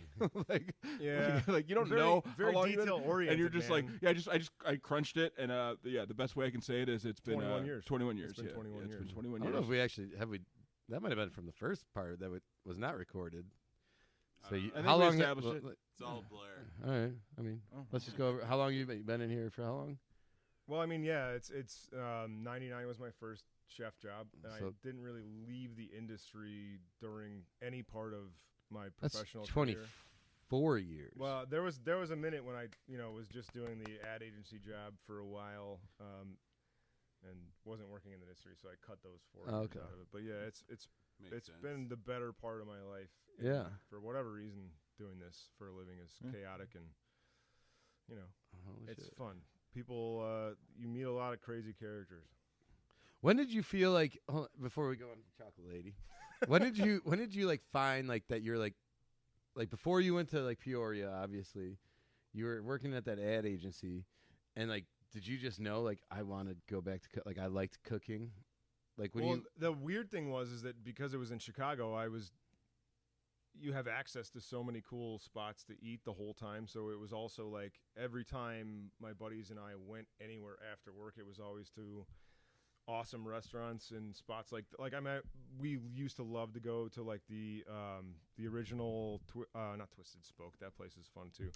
Yes. Twisted Spoke's awesome. Yeah, Awesome. the smutting eggs at 4 o'clock in the morning. So my buddy used to live right above that. Oh, The one really? in Wrigleyville. Yeah. We used to go down there all the time. We were there the last night because the owner didn't actually want to leave, but Universal They bought that. it, yeah. And like that Angelina Jolie movie, that apartment was where my buddies lived. They got Oh, cool. kicked out of that so they can make that movie. And the owner of Twisted Spoke didn't really want to leave, so we had to get like escorted out eventually. And people were just like ripping pictures off the wall and shit like that, like stealing stuff. And that, you ever hear of Porn and Chicken? That's what I was just talking about. Yeah. Oh no. Is that a second spot? So Okay. the guy who made Porn and Chicken was a dude that kind of hung out with that crew there. So that happened. And I don't know if you remember, there was like a Mexican restaurant like just across the street north of that. Yeah, we used to eat there all the That time. was 2 levels. Yeah. So the original Porn and Chicken happened there, and on the upstairs level, and he literally bought like a case of 50 pounds of chicken wings and put porn up, and it was supposed to be like the smut and eggs thing, and he eventually got shut down like 5 weeks in a row by the fire department for capacity, and it Jesus. blew the fuck up, and then it went over to what is that, Club 4 or Evil Olive over in Wicker, and then he blew up like I think he trademarked that shit and made a bunch of money, and Cool. he just opened up a new club in Lincoln Park. No, we used to go to the original Kuma's Corner too all the time. Yeah, Kuma's was great. Yeah, I mean- Belmont there. Oh yeah, I worked at I worked at Kedzie and Addison, which is like if you take Elston diagonal Sure. from Yeah. Kuma's, it's like just too long. Yeah, the too long music box. venue right there. It was like I used to work there at was nothing Shuba's. there until Shuba's, recently. really? Yeah, I cooked at Shuba's way back in the day when I was That's in crazy. cooking school. Dude, Shuba's is pretty fun actually. Shuba's was awesome. If you're going to a show, pregame at Shuba's is That's the Pretty spot where I was necessary. like 19 and cooking there. I was going to cooking school, and I lived a block away, and like the bartenders would kind of let me drink there, like some of them did. yeah. But like we got 50% off the drinks, and we sold cans of hams and Schlitz for $1.50. So it cost me like 75 cents for a beer, and I just get shit faced on like $10 every fucking Friday night. It's great. Fuck yeah.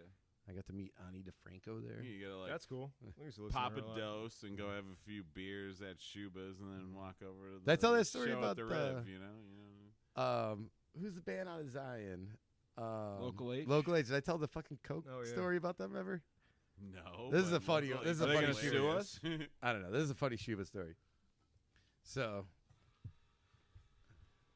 and that sounds like a good time to end this segment of the 4 Shots podcast. And it's segment 2, time for shot number 3. Cheers, boys. Eric, thanks so much for coming on with us. Sure. Young man with the wisdom of an old man wants his home and security, wants to live like a sailor at sea. Beautiful loser. That's enough. Keep it going, man. For anyone who's wondering, the sound you just heard was our second bottle of liquor. Yeah. Don't worry, it's not like I get up at 5 tomorrow or anything. All right. Ladies and gentlemen, it is time for the 4 Shots podcast. Segment 3 of 14 this shots. episode Of the 4 Shots podcast. of the 4 Shots. We're like 4 shots. What episode is this going to be? I don't even know. It's like 20. 20, It something might be like that. 20. Close Yeah. to 20. We're getting there. Oh, I got to put that other one out. Yeah. Yeah. It's ready to go. Yeah, I should checked. do I it think you're up tonight. to 15. Yeah. There's got like- actually, got like what do we 5 have? 4 or released. 5 now? Yeah. I was going to do it after work today, but I had to hurry here and wait for the freight train. So, you know, That's what happens when you actually work in the industry. Yeah. It's hard to fucking make shit happen, dude. Yeah. It's been. Oh, shit. Okay. All right. So let's get to it. We're sitting here with Mr. Eric Wiessner from Light the Lamp Brewery in Grays Lake, Illinois. Are we just going to go into like let's just, yeah. Just This ask is him time for question. the 1, 2, 3. 4 4 questions questions. part of this podcast. So, Mr. Eric Wiessner, what is it that you do on your day off? If you get a day off. Yeah, on my day off, Chase a toddler around? chase a toddler around for sure. Currently, my full day Legally. off is Wednesday, and that's daddy-daughter day, and my 3-year-old and I do a lot of really fun stuff, and I love her. She's fantastic. She's super smart, and we chase her around all the time. We chase her around on Sunday evenings. My wife and I, my wife and I met because she took my application at the Vine 12 years ago. I applied to work at the Vine, and she was hosting at the time, and coming back from Peoria from those jobs. I came back up this way because my family's from the area, and I put my application down on the host stand. Apparently she took it and went back and ran to Pruitt and was like, "This guy's really cute. You got to hire him." So that's never happened in a restaurant before. Yeah, so You're like, you have to hire her. there was a very brief interview with He said the him. guys there. Yeah, Yeah. him, her, yeah. Same thing. Yeah, same thing. Anyway, so yeah, we met at the Vine. I worked at the Vine for a long time, maybe a year and a half or so. But yeah, my wife and I have a 3-year-old, and that's pretty much what we do. We hang out. I mean, like I was When telling did you guys like? So that's awesome. Like, love the business because it creates so many relationships like that. You totally, know? yeah. Like, when did you guys start dating? From when you put your Oh, almost immediately. I mean, I remember after the application happened, I was standing in the kitchen just prepping or whatever, and she walked back. Like, I think it was like the next shift. She's like, "So, hey, what's your story?" And then started flirting with me. And then obviously the industry's famous for shifties. So one shifty with her turned into a couple drinks here and there. And then from the Vine, you walk down, you hit Emil's. Then you walk down, you hit Charlie's. And a couple of weeks of that, and the rest is history. She actually lived at the Granary right across the tracks from here, where so yeah hung out over there. Charlie's, where love happens. Where love happens. Yeah. You looking around? But yeah, on my day off, yeah, we were at the Renaissance Fair this weekend. The days off are just the restaurant industry pulls. Are you only getting like one full day off? Yeah, just I mean, So you're And working even that, you probably don't actually get away from your phone or anything. no, I mean, as we're talking, I'm still getting text messages right now, and it's I don't know what time of night it is, but 9:30. I still have some unread stuff from Performance Food Services and Trimark, and my day off is not their day off, so that's when I'm like, hey, it's Sunday, give me all kinds of stuff now, and then their day off is that day. And I'm Right. blowing them Yeah. up, so they Then on don't Monday, care they're if like, it's hey, Monday. we can't get you this. We can get you Yep. that. Bit of revenge on my days off, It's so it's a weird. balance. Because I worked retail in a buyer's office for a while at a high-end garden center, and it's like kind of like the service industry in that like the same days are the busiest days of the week, and people treat you like garbage, but like it's totally different in that no one's off on Monday. You're in there at 7 a.m. on Monday trying to place an order for like $250,000 worth of fucking products to get delivered by like Wednesday or Thursday to do the next weekend. And food industry, like, yeah, you're doing the same kind of like ordering for the week thing, but like no one's off on Monday, and that kind of like boutique retail thing. It's like it's just a little tick different, you know what I mean? All right, so like you're pretty much just always on the clock, right? So like if you do get a little time to yourself, what are you doing to decompress? Like do you golf? Like what's your hobby? I'm not a golfer. I'm really good at snapping clubs. Actually, the last few times Nice. I've been to a driving range, I've broken people's very expensive golf clubs, and they don't want to hang out with me anymore. That's That'll really do it. at North Avenue Beach. I snapped my buddy's That's pretty funny. $300 driver head off because I was wailing on it too hard. But yeah, I mean It's like an 8-ball, dude. It's just why does everything go back? you know why. we as a family, I love going out, hiking, biking. I'm huge into wild foods. Yeah. on We mushroom were hunt. talking about like foraging and stuff earlier. Yeah, so I used to be a home brewer for a really long time, and I would incorporate wild foraged foods into my homebrew beers. There's a guy, Ryan Walker, that where he worked at Perfect Brewing Supply, that now is the head brewer of Roaring Table. Yeah. And I would show up all the time to him with like 10 pounds of elderberries and a whole shitload of wild apples that I had just caught or not caught, foraged, whatever, to make Trap cider that and shit. wine out of. Actually, Brendan's trees over behind his house over here, me and Sierra, when she was younger, picked a bunch of wild apples from the trees over here and made cider out of them. Nice. So yeah, a lot of stuff like that. The dog helped? Yeah. Okay. Well, she's allergic to bees, so we Yeah, kept her at bay. That's true. Did you guys See, wash them off? Yeah, and there's Yeah. apple tree. Yeah, it's, That's why. Yeah, she the bites bane them of and Brendan's shit. existence is the apple trees behind the. But yeah, Dude, so she'll fucking bite him and her face just fucking blows up like Yeah. crazy. I thought it was daylight. It was like the bane of his existence. well, for him, yeah, for sure. We'll leave that in. Yeah. I didn't say it. He's not your guys' boss.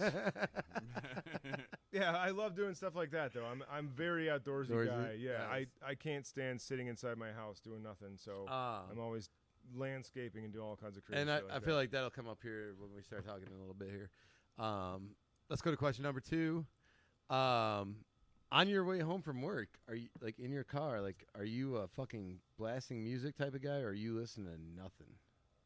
Oh no, for sure. I have a crazy music taste, and I was one of the early adopters of Pandora when it actually made sense to use Pandora. When they'd be like, "Put this band in," and then all of a sudden you get this like, Yeah. Their Japanese logarithm noise is metal actually band, better. and- yeah. I'm gonna get like they throw the commercials in there which sucks, but their logarithm is better. Yeah. So I actually use Pandora, Spotify, and a third one called Tidal, which a lot of people don't know about. It's like a no. I don't know, but I Would got you a say free it's too login through cool my for Mac. most people? Is that No, what I you've would heard say about? that They're not it's, like, smart enough too to know about nerdy. I would say that. it's too nerdy. See, they're for not smart enough most to know people about care that about. one. It's too nerdy for most people to The care people that about. know But about it's these nice things. because you can listen to the same music on all three and get just a couple of different artists suggested to you, and that's Yeah. all it takes. That's Okay. all it takes. But like when Yeah, you're that's riding home, like what are you blasting on Pandora?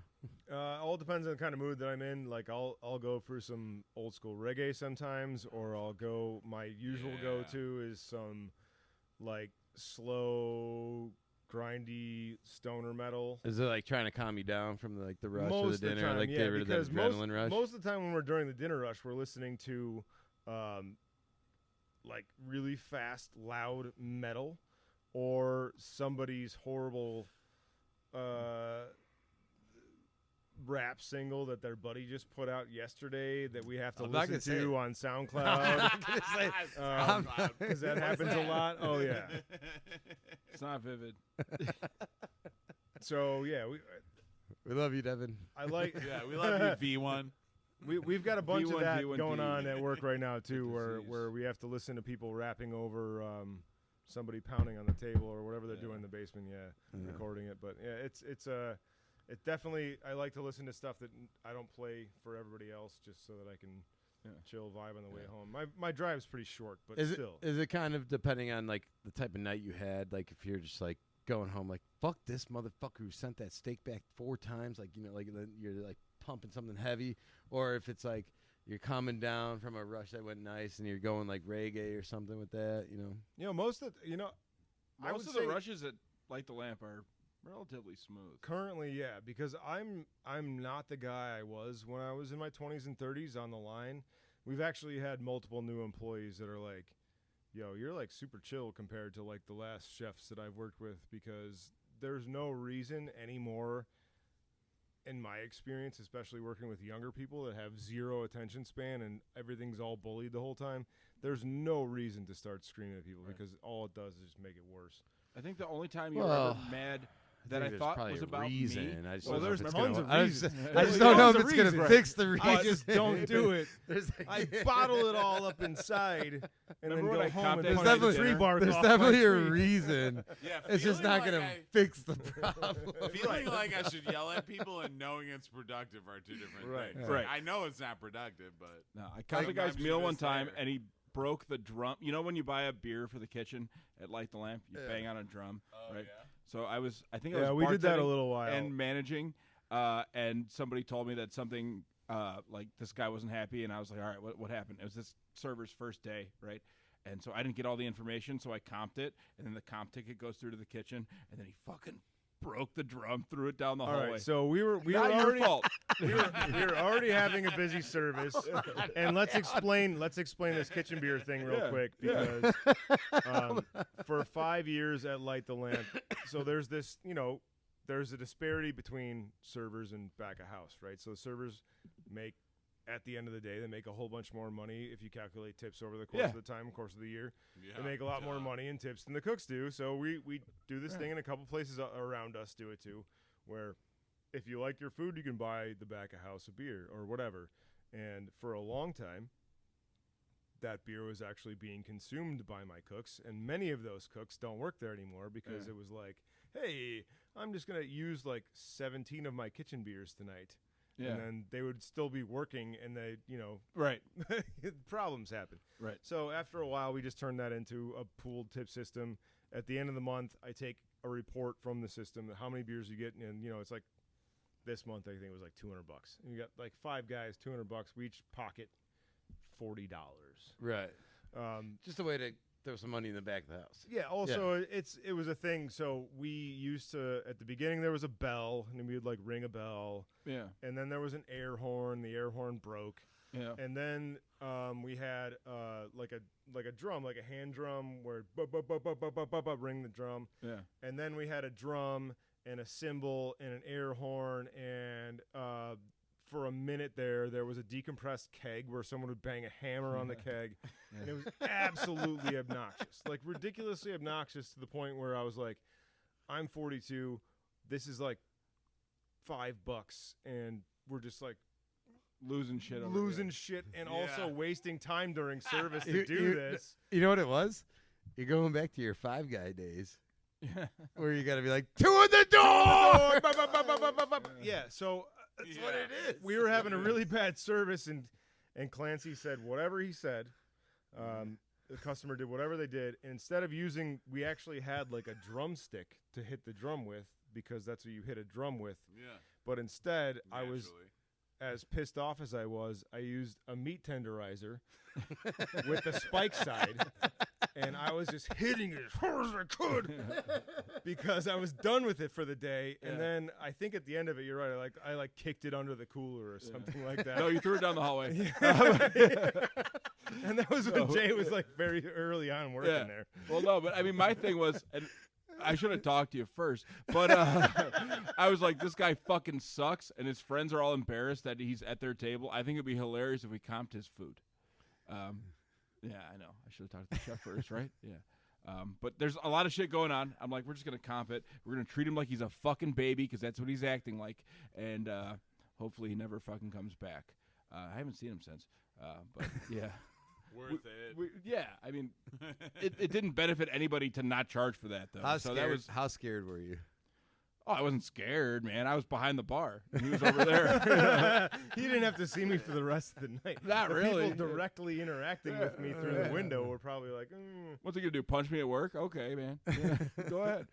No, we got rid of that system, though, because there was so many people that customer-wise that were abusing it, too. Like, we had a guy that showed up, and I walked up to the front of the bar to fill my water up, and he was standing there, and he walked up to me, and he's like, hey, man, you got this he was, like, already, like, sniffling and stuff like that. Yeah. You got that kitchen beer system? Like, so, if I buy you, like, a bunch of beers, you guys have to drink it, right?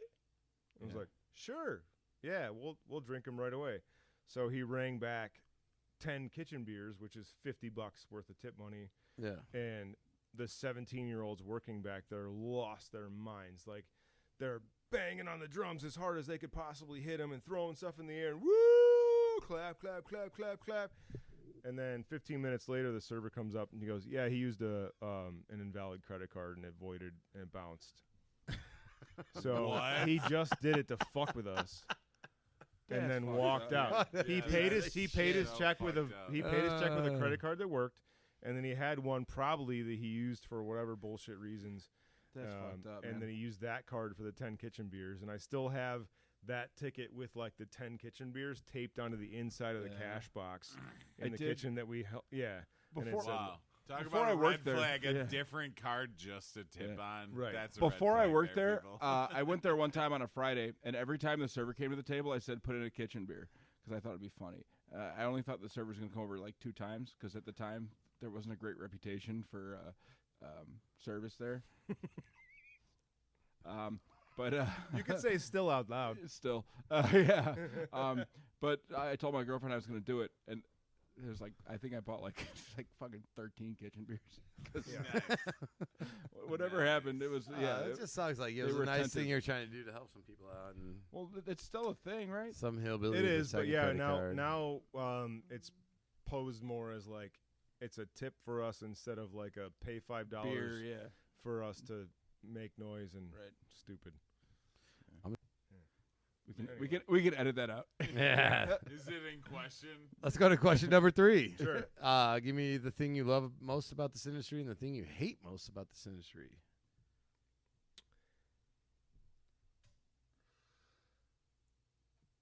I think the thing that I love most about the industry is the people aspect of it.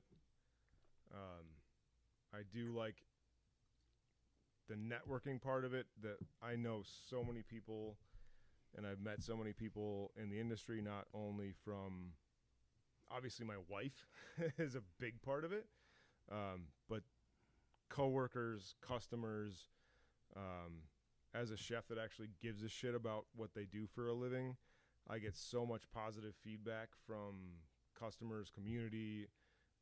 I'm proud to say that I do what I do for a living because people are like, hey, you're a chef, where do you work? And I tell them, as opposed to like someone's like, hey, you're a chef, where do you work? Oh, I work at Buffalo Wild Wings. Yeah. You know, it's a cool thing to talk about. I meet so many cool people in all different walks of life. And it's the teaching aspect for me too. Now that I'm 42 years old, I get to see a lot of kids come up from their teenagers. I've got some people from CLC. I get to mentor people and kind of guide them through what I navigated myself when I was younger. And is this what you want to do for a living? Because Right. maybe you'll go somewhere else. Did you find it weird going from I'm grinding my life away in this industry to all of a sudden when you found yourself as that person of like giving out advice, rather than like trying to absorb as much info and everything from everybody else, like what you still do, but like then all of a sudden when people are looking at you or asking you for this, did you find that to be like a weird transition or any problems with that? I don't think so. I don't remember actually when that happened, because I was kind of always, when I was working when I was younger, I was kind of always like pushed towards being sort of a management position and whatever. I mean, goofy jobs too, like that stupid Five Guys job. They were like, you get to go on the line, you get to be like the Right. above the guy. So I was kind of used to that part of it, but I never actually started teaching people stuff until I felt comfortable, I guess, not bullshitting. Right. Yeah. I've met and there's another part of the way I work right now is I don't ask people to call me chef. Hates when you do. Especially if I've never met you before, because I'm not gonna lie. I have met I so hate many that people in my career for millions of years, because I'm a million years old and whatever, that they're like, you have to call me chef, you have to call me sous chef, and then all they do is sit in a fucking office and they never help you. They never teach you anything, and they've got a bottle of whiskey next to them, and they don't. Did you ever do go to anything. culinary school or anything like that? I went to culinary school, to the applications office. I got accepted to not the Illinois Institute of Art because I had already had a degree from there. So I went to The Art Institute. Kendall? I went to Kendall Okay. for an associate's, Mm-hmm. and they wanted to put me in an associate's program Yeah. for like. And this, we're talking like 2002. It was like 18 G's for like a 1 year, and I'm like, that's stupid. Yeah. I'm Man, just gonna go lie I paid on a my lot more. resume, So I and went. I'm gonna go I went to work. Chic. I went to yeah. I went to Le Cordon Bleu. Uh-huh. Oh yeah. Cooking Hospitality Institute of Chicago, and like it was ridiculous. Like the amount of money they're telling you, like you're gonna come into, is just not No, minimum what it wage. is. Yeah. No, So- if you have a really rich friend who's gonna set you up with a restaurant. Well, they ended up getting might- they ended up getting sued over this whole thing. Like Yeah. it was Oh yeah, fucking I remember the insane. whole Like, Cordon oh, yeah, Bleu you're gonna make suit. 140 Like yeah, it was like grand. 10 Yeah. years ago. No, you're Yeah, like And all the I kids settled from settled there- my deal with them, like for my student loans, because I owed them a shit ton of money for student loans, which I just assumed I was paying for forever. And then like around COVID and this like lawsuit we were having at the same time, someone like came to me and they're like, you know, instead of 55, like you give us 6 right now, we're good. And I was like, here's the 6. And like about 2 years later, they're like, oh, you probably would have never had to pay that 6. But at the time, I had like, you know, like COVID money, so I was just like, fuck it. Like if I'm getting rid of Be 55, done with it. yeah, like I'm coming up 50. Like Don't cool. think about it twice, Yeah. right? Yeah. But yeah, Oh, it when was- an opportunity and comes along, I didn't like that, even. you're not I all actually out. never even fucking graduated from that school. Like I broke my hand about 3/4 of the way through, and what they were doing were the trimesters. Oh, And yeah, so- that was mine too. Yeah. That's how I ended up at fucking Rosebud. Was like, so I break my hand in the middle of the trimester, have to drop out of that, can't do the next one, and then it was like healed, like but too late for the third one. So I'm off for like, you know, all these months. End up going to Rosebud, and they're like, "Don't go back to school. Like we'll just teach you." No, never. Yeah.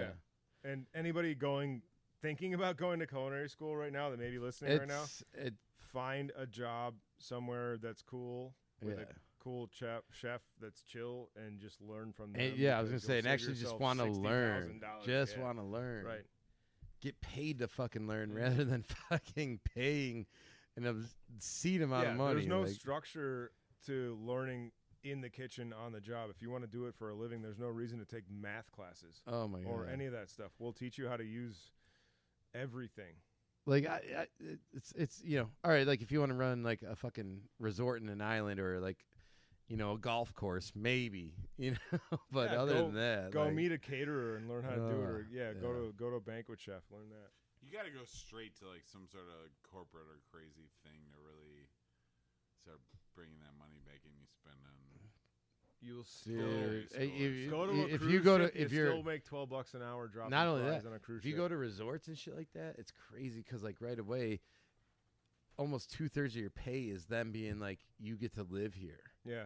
and so they're like, Oh, yeah. So, like, they're you'll be at- oh, you'll be well, in the you get islands. to move to South Beach and it's only $4,000. well, not even South Beach. Like if you're in the islands, you're like Marcos Island. That should be or so something. fucking You're illegal. you're working 60 hours, and they'll be It's like at the end of the week, indentured be like, servitude. here's Yes. $75. Like literally, like here's Yeah. $75, and $75 is It's called down there. indentured servitude. yeah, Yeah. that's all it is. It's crazy. Yeah, my wife and I went to Mackinac Island and met a lot of this guy just went there. yeah, where's your tourist t-shirt, bro? I didn't buy one. Mackinac. Yeah, they had Yeah. some of the. They four did Did you have really? 3X Did you really go salt. there? They did. They I didn't didn't have like 3X the whole island salt. smelled like. Yeah, they did. The whole island smelled like horse shit, and That's true, yeah. especially in the summer. But my wife and I went there and we asked people at bars and we're like, where do you guys actually go to hang out? Because you can tell the difference between a tourist and somebody that works in the industry. And they were like, okay, cool, we'll tell you guys where. And we met so many awesome people. In We met Mackinac? oh, yeah. Well, there's only like 600. No, but there's Yeah, where definitely do they go, people. Gaylord? that go there often. Yeah. I get it. They're There's like, so all many right, so people go, that are go down to literally John being Brown's taken house advantage of down. the whole He's got the time. farm. Oh yeah, it's expensive. You're gonna go into this fucking like back alleyway down this fucking. There's a hunting town called Gaylord, Michigan. All right, we're not gonna get canceled for that. No, we just visited He might, Licking but Hole we're Creek good, right? Brewery Dude. in Goochland, Virginia, and had Muddy Beaver beer. The I have a gooch. bottle of it in my The fridge. word gooch should be That's my, co- illegal. It's a whole county in was Virginia. my- How is that not a swear word yet? my college roommate Chris the Gooch Schaffernack. Okay, let's get to the other part of question 3. What do you hate most about this industry? What do I hate the most? Yeah, love the least. Love the least. It might be. I mean, it's probably everybody's complaint. Is it right? me? It's Jay Clancy. I'm staring at him right fucking now. He was looking at me when he was thinking about how to say it What do I delicately. fucking You don't have to be delicate. Everybody's fucking complaining. Yeah. Why are fat people allowed to do this? It's probably. I mean, from my perspective, it's probably because kitchen staff. It's not a fancy job. You're not going to be Gordon Ramsay tomorrow. It's one of the only, and I consider working in kitchens trades. Have you ever worked for a guy like Gordon? Not really. I did, and British? No, he was Southside Italian. Oh, But that level But of holy pretentious, shit, dude! Like, fucking just, fuck you, motherfucker! Like I was in those kitchens where it was like fucking just brutal. Well, like that's that. one thing that for sure I think is stupid because, like I said earlier, Yeah, why? What's the point?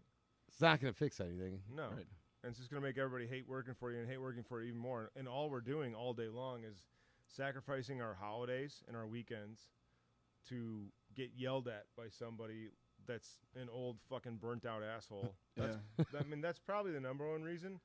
But also, kitchens are a trade, I feel, right? Without a doubt. And so there's no way for everybody else that works in the trades, and you worked carpentry for a while, there's no reason why a kitchen, there can't be some sort of recognized union for kitchen workers across, the country. I mean, it's a trade. It's a skill that you can take literally anywhere you go. You can be a metal worker, iron worker, carpenter, anything like that. You can be I mean, there are a lot of places where it is recognized. It's just not nationwide. Like, right. It's also the amount of places that are hiring union kitchen staff or union hospitality staff are so Zero. low. Yeah. Relatively. Sure, yeah. And in other trades, it's certain places almost kind of have to, but there's nothing like that in restaurants. I Yeah. don't think outside of certain cities. Like I know Vegas has a pretty sturdy union for, They do. yeah. even I mean, most like not most of Chicago, but like hotels, stuff like Yes. that, like arenas in Chicago. But if you that's want to all work for a union. mom and pop and create a menu that you There's believe no in, way. there's nothing. And there's None. no health insurance, and there's Right. no benefits whatsoever, and there's no work-life balance. So you have to pick your battle there. You have Well, to decide art or yeah. and I do think cooking is also an art and working restaurants is So- both a trade and an art, and you have to pick. But so is carpentry and everything else. You Right. can be a really good carpenter and be fantastic at what you're doing, yeah. and you could be a really good cooker. You could be a really shitty, lazy I know one, too. a lot of carpenters who just set up and frame and do steel stud all day and then go home and create awesome fucking woodworking projects Right. on the side too. But I'm saying like in the ideal world, in the kitchen you don't have really time. Who's going to buy your weird cool dishes that you're making on your own time? You know what I mean? Because having a kitchen behind you is part of what, you know what I mean? Like you can't really do both. You can't sell. You know what I'm saying? Like it's a. And I think you should be able to, though. I think you Yeah. should be able to sell your art in kitchens these days. And so many times you go to a restaurant, and I'm the worst people to go out to eat with because every time I go anywhere, I can see through the wall and I can see what they're doing and I can see how lazy this guy was, or I can see what product they're using. And sometimes my wife hates going out to eat with me because I'm just like, I can tell that this guy back there is just like so fucking hungover and he doesn't care about my shit. And for whatever reason, it's This just is medium rare well. oh yeah, we had some fun. You know what times. bothers me that shouldn't? Is like you go to a restaurant that's like $100 a person and Yep. they're just dumping frozen vegetable medley into Yep. a frying pan. You're like, can you just like cut a broccoli in half My or something birthday like a real dinner vegetable? in North And they're Carolina just that like we just went to Carrots was like and that. zucchini frozen in the I frying knew pan. it was like, Cali medley out of a steamer. I ordered a sirloin baseball because I'm like, come on, man, it's cheap, you can't fuck it up. And I was like, medium or however you usually prepare it. And it comes out, and I sliced the ends off, and I took the cube from the middle, and I put it on my fork, and I walked up to my wife, or I held it up to my wife, and I was like, do do do do do do do do do do, and it just completely raw in the middle. Everybody else's was fine. Mine came out 20 minutes later. The the server was doing her best, and the four of us are all restaurant industry people, so we're fucking with them the whole time. And she sends the manager out, and it's like he's like a 22-year-old guy, and he's wearing like the fancy Egyptian cotton chef coat that says his name embroidered on it. He's like, "Hey guys, my name's Dylan. I'm the executive chef/general manager. I heard there was a problem with your meal." Hi, And I was Dylan. like, Let "Hi, me feel your Dylan." hands. No. All right. So I was like, "Hi, Dylan. How you doing?" And they all were like, "Stop it, stop it, stop it," like waving their hands at me. And I showed him. I did the same thing. I was like, do, and whatever. I was goofing around. I was like, dude, I don't really care. I know it was my birthday was on a Monday. We're service industry people, so we have to find a place that's open on a Monday. Yeah. It's a fucking fancy steakhouse on a Monday. Yeah. You got your B Who- squad. Right. You got your B squad. No. The B squad is the like, owner's kid is the cooking. B squad's Oh, yeah. like Saturday. Like the fucking Monday is the Sunday, D team. yeah. Yeah, there's You're on one the- guy the back D there, team on and it's Monday. Larry. This guy's an and- intern. He's Yeah. fucking staging for us right now. He's not even getting paid. Yeah. So We I don't even held know it- his real I name. held it up to him and was like, dude, no problem. Don't worry about it. Like, we're still going to pay you guys. Don't take anything off our bill. We're just trying to have a good time. And he's like, okay. And he's like super awkward and kind of shaky the whole time. As he walked away, we're literally laughing at him. Like the whole time we're telling jokes and laughing at him. And he turned his back, walks away. And I was like, good table touch, Dylan. And I gave him the good game on the button. That was a little mean. Oh, yeah. Totally. But it was so Table touch. satisfying. Yeah. Good So table no touch, harassment Dylan. Hold on, charges. So. but all right, that brings up a good point actually. Like, so like if you're out and about and like something comes out like fucked up to you or something like that, like what is a way that they can make it better for you? Like being someone in the industry, like Oh, I don't ever complain ever. If there's something that like for whatever reason say that I need to be like, all right, this is a problem, like an actual problem. But most of the time, it's just a mom and pop shop, and I'm never gonna, Dude, philosophically, I only complain at places I like. Yeah. Because if I'm here for one time or something, I'm just not going to come back if it sucks. all right, If I complain, it's constructive criticism for a place I want to come back So to. let me or go- a I place actually I like. appreciate that too as a chef Because, because like, I want to know how to If fix I it. if this is my spot and they fuck something up, I'm gonna be like, listen. so you know piggybacking off me, that, like you know, I'm gonna say like if you're at a spot that you're like friends with the chef or the kitchen manager or whatever you want to call the person or whatever, and something happens, like do you like let them know or you kind of like are you like No, right 100%. I will tell them, but it won't be the server's problem or the check's you're not problem. gonna make a scene about No, it. no. Yeah. I'll just be like, hey, shit, I'm trying to remember the last time that actually happened. But I would actually go talk to the person I knew and be like, and you like know your what? pizza comes out and it's cut in triangles. Yeah. My pizza was cut in triangles, and Like- I'm gonna tell my mom about them. Like Let if me you see it. like if Well, I you- already ate Yeah. the whole If thing. you come into but- Charlie's on a Sunday night and Jay's back there and he fucking put his frozen pizza in the fucking confection thing the wrong way and cuts it the wrong way. Sorry, I don't only work eat Sundays, and I parallelogram. insist that the customer cut their own pizza unless they'd like me to. I give them that option here because Pretty this sure is he hot comes out cuisine, and motherfucker. Give him a plastic butter knife. Yeah. And I do I balance it on my forearm and present. You take a white napkin from the bar. Yeah.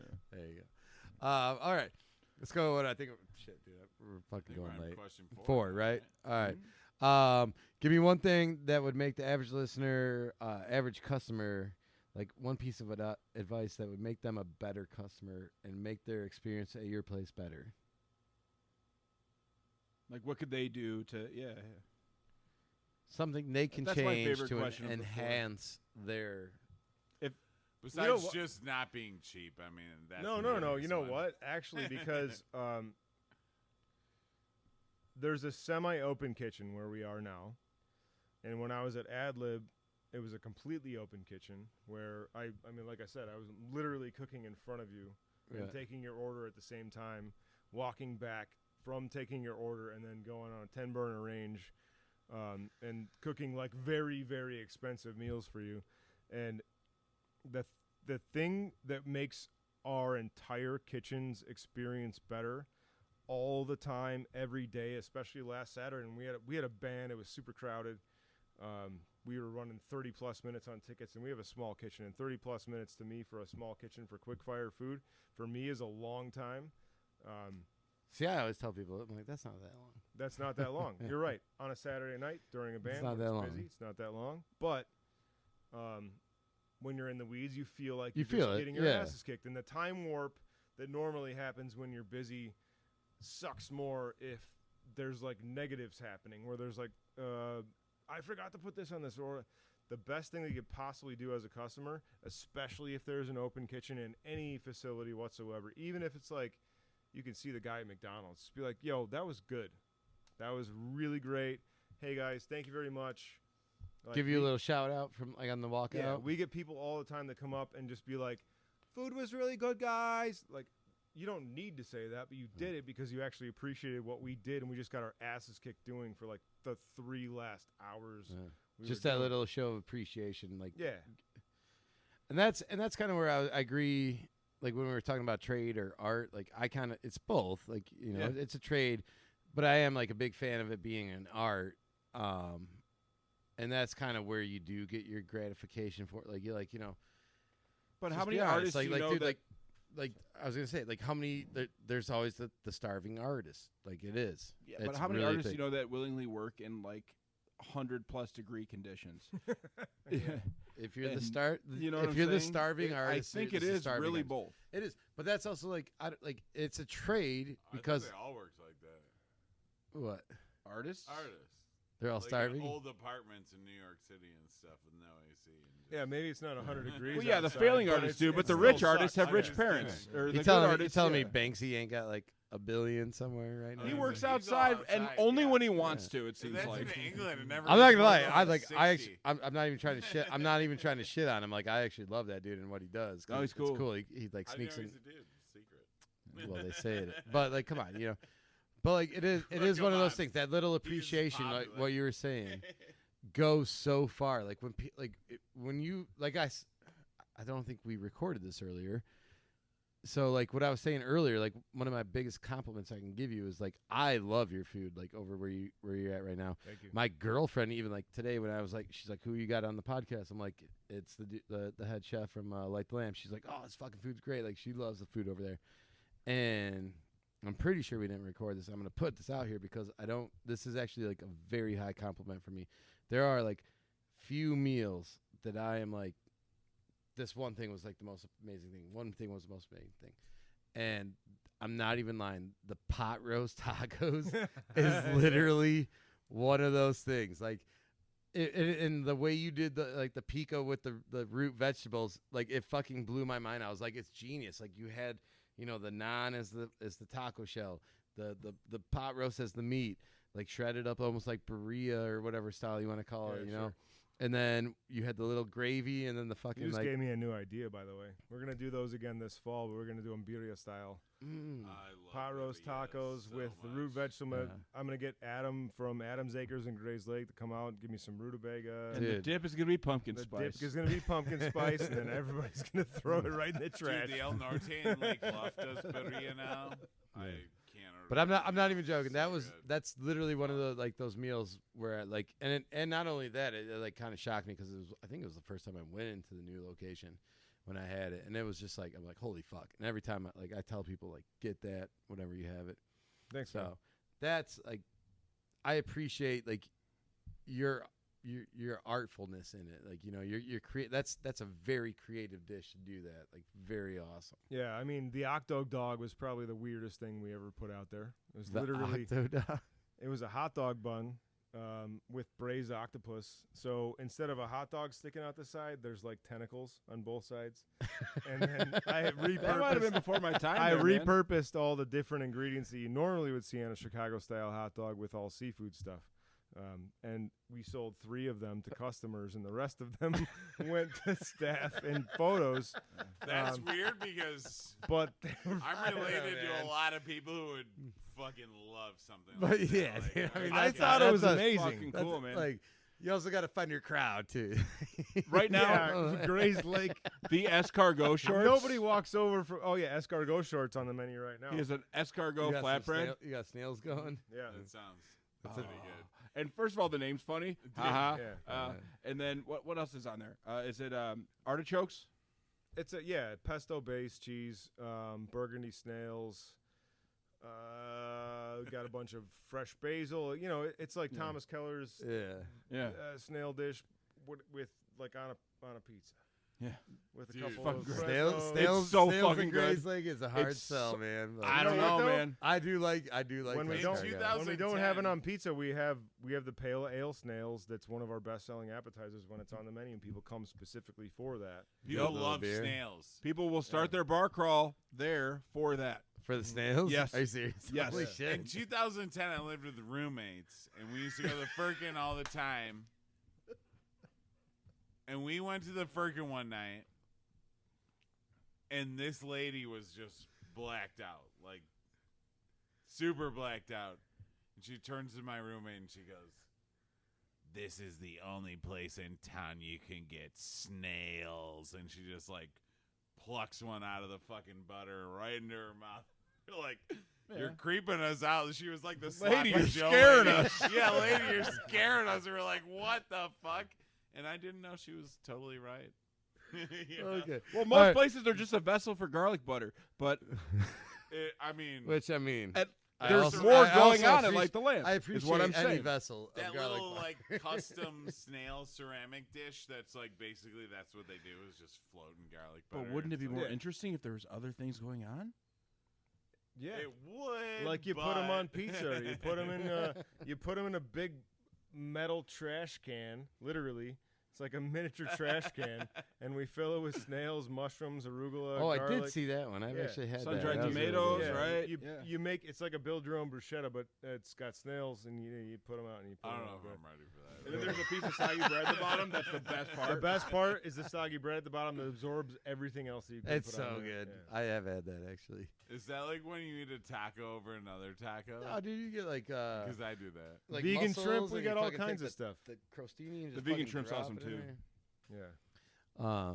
Vegan All right, shrimp. that's the end Vegan of, shrimp. They're this. literally made out of mung beans. mung beans. Mung beans. Wait, I've heard of some. I've heard of with the some opposite meat reaction. alternative Mung mung bean beans? shit lately. Are you fucking Someone serious? else was telling me about You had a some mung mung bean guy? meat alternative kind of.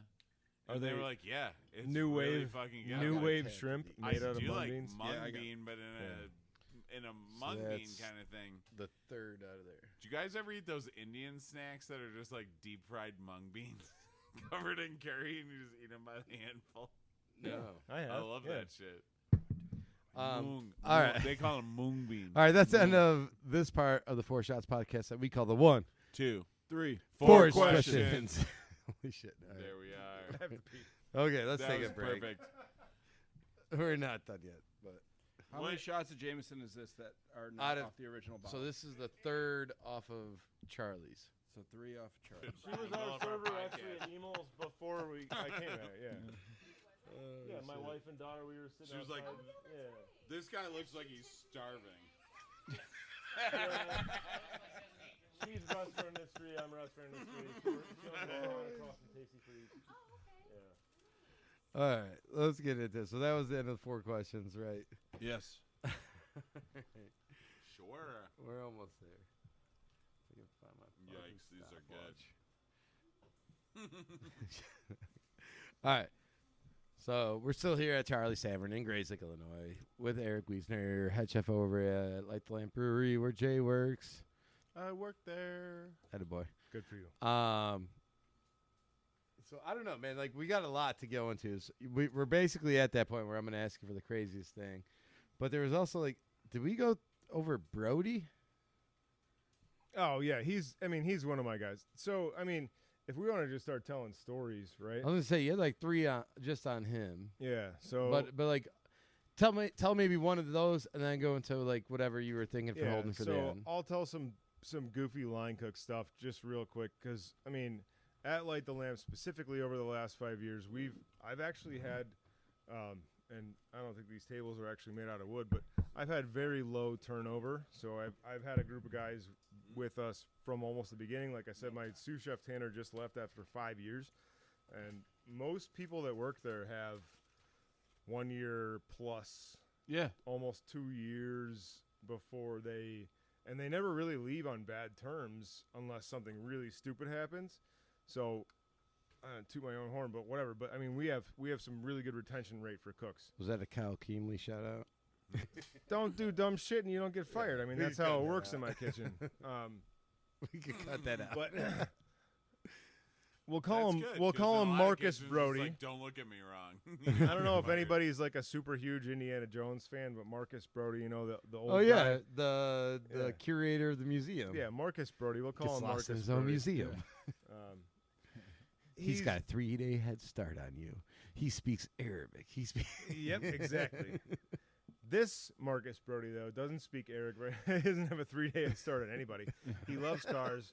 He's a really really funny, good-hearted individual, but he's a guy that forgets stuff a lot. So, Jay, you I look know at this is going.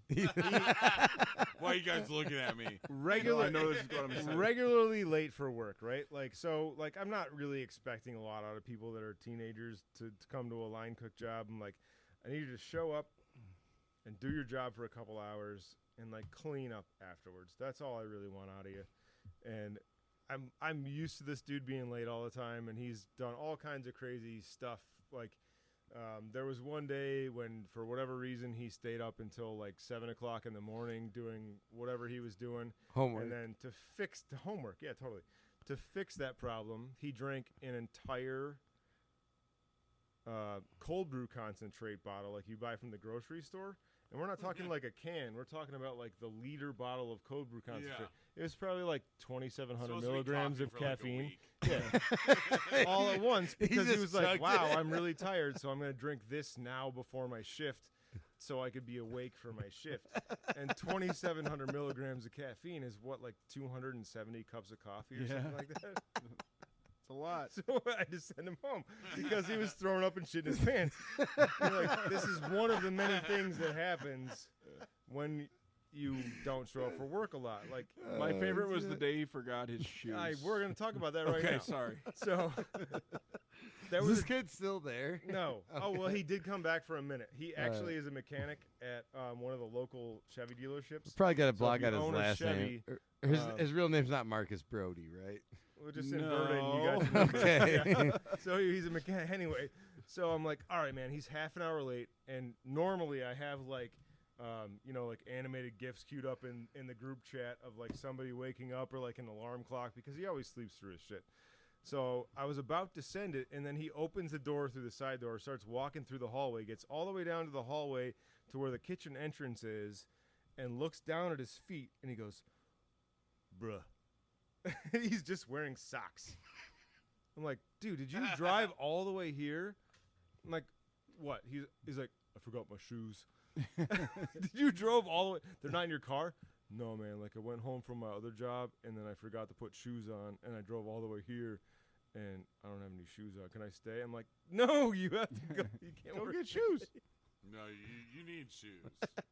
You can't work in the kitchen just your socks, Yeah, buddy. and then with some balsamic on So you. guess how long it took him to go home for his 5-minute drive back to 2 his house? days. Yeah, to get shoes and do whatever the hell else he did. Yeah, it was like an hour and a half before he came back, and we're in the middle of the rush. And at least he had shoes on when we were in the middle of the rush, and he helped us through the night. But line cooks are just Fun. fun, always exciting. Bunch of dudes. It's a band of pirates, man. Yeah, so we had another guy. His name was Cullen, and I love this guy. Cullen, if you're listening, I hope you're doing really well because I do love you very much, and I'm glad I met you, and I'm glad I knew you. He's But- like chugging his beer right Yeah. now. This is You a okay? heavy You okay? disclaimer, by the way. A heavy disclaimer. Colin's- You're really buffered about what you're gonna say. You know what I mean? He's Edge- an edge interesting guard. person. He's a great soul. He painted me this insane painting that's like a huge, like 2x3 foot painting that I have it hanging in my garage. Really cool guy. Was he a server? No, he was a line cook. Okay. Yeah. So I worked with him for a while, and he never really wanted to. So usually when you start in a kitchen, you start at the easiest station. So Salads. it's either dish, salad, or when you progress from those two places, you start at fry. So fry was fine. He got his timing down. He was doing really well. And then I was like, all right, man, you're going to move to pizza because pizza is a little bit harder, but it's still the same thing. You're like, you're doing a task. You're doing the thing that you're supposed to do. You're putting the ingredients on. You put it in the oven. That takes that amount of time. When it's done, it's done. Come back. That's it. It's like fry plus extra skill level. Yeah. So we were down a guy, and I put Colin on pizza, and he was like, man, I'm not really sure I'm ready for pizza or whatever. I'm like, just do it. You can do it, and I will run Expo and fry, and I was jumping back and forth. And every time I turned around, he would get off pizza, and he would be back on the fry station, like sitting there right behind me on the fry station, and be like, all right, man, I got the fries ready. I'm like, no, I need you to go on pizza station, and I swear to God, I'm going to chain you there. if you don't stay on pizza station. He's like, all right, man. Oh, okay. So 20 minutes goes by, and he keeps doing the same thing. There was a break in service where, like, there's the rush, and then there's the roller coaster, and then you're like, gotta flip them real quick. We get through a full rail of tickets, and there's nothing going on. And now it's only 6:45 he goes at out night. To smoke, right, exactly. He goes out to smoke, and I could see the dining room filling back up again. And because we're a brewery, we also have CO2 tanks chained up to the wall. So there's a roll of chain that we use to hold the CO2 tanks up against the wall. So I walked back there, and I cut like 10 foot of the roll of chain. And he walked back in from his smoke break, and I was like, come here, buddy. And I made him a chain belt. And then I fucking chained him to the Hobart that's next to the pizza station where we do our dough mixing. Yeah. And he couldn't leave pizza station because I fucking chained him to it. I don't know. That was a different guy. But I'm like, I don't know if this is like some sort of like thing, like I'm breaking a law by chaining one of my employees to the Hobart. But he stayed there, and he fucking had to stay there, and he did his job, and he did service just fine. Yeah, so It worked. Literally like had to chain him. Eat shit, OSHA. Yeah, you definitely can't do Abraham that. Lincoln, you know what I'm talking Aw, about? man. He's a white kid. Maybe I shouldn't have said that. Yeah. He already made the joke. He already Why said did the you go thing. there, though? Yeah. Come on. You went there. Fuck you, dude. But he I finished said his shift? Abraham Lincoln. He finished his shift. And the year. After a while, he gave me the look like, all right, man, I could do this now. And I was like, okay, take your chain off, and you can finish working pizza on your own. Oh my god. He didn't like shit his pants or anything. The rule is in our kitchen, if you shit your pants, you can't go home. That's a rule, and everybody that works for me knows that. That's why Jay works out front. Yeah. Because Holy it's fuck. just such a standard hazard of a job that, like, you know, don't be ridiculous. You can't go home. You just shit your pants. Whatever. Sorry, your underwear is too loose. Yeah. Shove them to the bottom of the trash can like everyone else. Yeah. Just like Peter and the Dough Ball did years ago in the 90s. I don't know why your laugh made me start laughing. Peter and the dough ball. Everyone has crapped their Oh, my pants God. and put their undies at the bottom of the trash can. It's just All right, let's go through it right now. What's the worst case of swamp ass you have ever had at work? Go. I mean, completely sweating through my clothing like every day. I've never shit my pants as an adult. I keep We're saying not that. talking about shitting your pants, but just swamp That's the ass. same Yeah, fucking swamp thing. ass. No, it's not. You The never had worst to, like, case of go swamp steal some ass? cornstarch from the kitchen and be like, oh, I'm going to go powder Wait, up wait. real No, quick. I go to the Talk about fucking this bathroom. cornstarch thing that was I'll take a happening the booster other wipe, day yeah. at a certain bar I go to. Dude, bro, you got I was working the door, and this guy comes up to me. I didn't know he was working at the bar I was working at because you can't know everyone. But he comes up to me, and he's like, we weren't doing cocaine. It's just cornstarch. I'm like, what the fuck is this kid talking about? He's It's like, weird that you have "Leave." cornstarch. So I go in the bathroom, and these kids are just throwing handfuls of cornstarch at their nuts, and it's like all over the walls and all over the floor. They're Let doing me it just tell you right. They something. got to get the I'm spray. like, whoa, whoa, whoa. First of all, good move. they're college Second of athletes all- second of all, working at home on the summer. you can be Come a little, on. just sit down and slap a little on there. Like, You gotta you guys throw are it, bro. going nuts. No.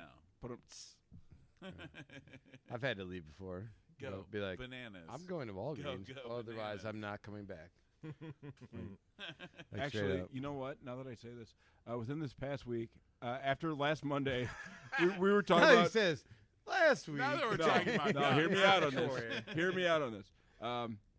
We were talking last Monday about how I never shit myself at work, and I think it was last Wednesday I was bartending, and I was like about to, right Here or there? here. Okay. Ooh, that's a Charlie's. rough one. Too. We're Yeah, at Charlie's. that's a But rough there were one. like 4 people here, right? So I'm like, whatever. Run to the bathroom, do what I had to do. It was fast, yeah. Because when you're about to shit your pants, it's never really you're not negotiating with The anything. build-up's already gone. So, bah, you know what happened. Double barrel Got all shotgun. cleaned up and Yeah, everything. but almost doesn't count. That's a country song. I know. But so I walk out of the bathroom. I'm like, perfect. Nobody even knew. Wash my hands, everything. Back to serving drinks. And I'm like, nobody here. Yeah, I timed it just right. And like 15 fucking seconds after, fucking John Sawyer goes to go into the bathroom. We can bleep the name. And he just goes, Leave oh, God. And I'm like, dude. Let's leave it in there. Yeah. And I felt so bad, but also, like, it was hilarious. Right. And he's just... Was he holding his That's what you're rollerblades while he saying. said No, he left them over here. Yeah. But he was the rest of the night, he's just telling people, like, I don't know who shits at a bar. Now we might have to bleep it out. I have walked into Anybody. the bathroom after him, and when he had shit at the bar, I'm like, yeah, you don't get, yeah. Breathe it in. breathe it in? I also lit my lighter in there the entire time I was doing it. I thought that would help burn off That the doesn't methane. help. It doesn't. Well, that help. was just You silly. need matches. Yeah, it's matches. It's Unless you're sulfur. bringing a Yankee candle in there. Matches. Yeah. The sulfur covers your up go-to your Yankee fucking candle? butthole. It's like a I like Massachusetts I vanilla. forget which. It's like a movie or a TV show where like there's like a I like dying guy. And he's like, Fresno. "This is the best advice I ever give you. Always carry matches." And the guy's like, Yeah. "Why?" He's like, "Never let a girl smell you." Yeah, we talk about Brody, talk about Cullen. You locked up a guy. All right, Yeah, just Django. keep going, We man. talked about If you Django. got anything crazier than the first story you fucking told All right. today, like Yeah. So, there's been a lot of places I've worked, and I don't know if you guys have worked front of house before, where it's okay to eat food off of customers' plates when That's they never don't okay. finish it, that's just, or that's- they send it back. How many of you guys have done that? No. I don't think I've done it. If but it's I've seen it a lot of times. if it's come Has to out, be- if they're like, I won't eat this pizza. There's tomatoes on it, and they're like, there's tomatoes. Once on they it. touch it's I'll a eat, full pizza. Yeah, yeah. I'll eat that. It has to be If it's like some d- you, or it has to be very obviously. If some Once dude it eat- hits the table and I walk away, That's now it, get the yeah. HIV. Okay. If someone's like, I ate this one chicken wing, and it was supposed to be mild, and this is hot. No. No, But they took a bite out of it. No, yeah. Like it's literally got to What be if like, they put the bones on a separate plate so you knew all those wings were totally untouched? okay, we found No. the person. We're That's what I mean. I'm You've just telling definitely you. worked with This people It's like Export- before. 7 chickens fucking died for that basket, and you're just Okay. gonna sneer at them. So we found the person in the 4 of us that will definitely do it, right? So there's plenty of people in the front of house in the service industry. They will eat your food if you send it back. They will Yeah. eat your food, drink your right? drinks. They will drink your I drink. did I've seen the drink 100%. thing. I That's- drink your I- milkshake. It's really Yeah. gross. I drink it uh, up. like Smalling. Because Okay. there's a Daniel non-zero Plainfield. percentage of people who are like, I'm leaving the bar. I'm just gonna hock a loogie in this full fucking old fashioned and leave, and like you just don't know. I've So definitely no. seen people full do that. disclaimer. Yeah, this totally. this is not my story. This is a story that my boss told me. The person in this story was working for me at the time, but I was not at the restaurant when it happened. So we're talking about a fine dining restaurant in Lake Geneva that's forever closed. It's a Greek goddess character, Yeah. fictional character. I just drove by that place yeah. like 3 So- days ago. There was a dish. It was like a seared scallops dish, like a U10 scallop, where you get 4 or 5 scallops over the top of, just like we all do when we're chefs, like a puree of whatever, and then some vegetables. Here's some risotto. Yeah, and, right, risotto And or some like, mushrooms. like cauliflower puree, Carrot, lemon, like just carrot, lemon you know, puree. yeah, I saw simple one time. stuff, Yeah. some sauces or whatever. You just right. So we're also talking about like this stupid. plate. I was This gonna plate's like $75 for the plate, and we're at a fancy place, and everyone's dressed up to the nines. So server takes the plate out, everything's fine. They're about to close out. Checks are all on the table, stuff like that. And there's an old woman, and she had ordered the U10 scallops, and she had eaten everything on the plate except for the scallops. So we're talking $400 check. He picks everybody's plates up, picks her plate up, and he's like, "Ma'am, everything okay with your scallops?" And she's like, "Oh, honey, yeah, they were great, whatever." So he takes it back to the kitchen, busses the table, everything goes back to the kitchen, and he sees 4 untouched U10s. scallops. He's like, "Fuck yeah, let's do it." Pop, pop, pop, pop, pop. Eats all 4 scallops. Carries on for the day for 5 minutes. Goes back to the table, and he's delivering the check. He says, "Ma'am, are you sure that there was nothing wrong with your scallops? I mean, they were untouched. You ate everything else on the plate." And she goes, "Oh no, honey, they were delicious." And then she smiles at him, and she has no teeth. "I sucked the juices right out of them, Johnny." Yeah. I heard that one about an old man with oysters, that he would come in there every week and spit them back in the shell because they didn't sit with his stomach. Yeah. Let's make Evan throw up. Yeah, let's go. I'll clean it up, Brendan. Yeah. Yeah. Yeah.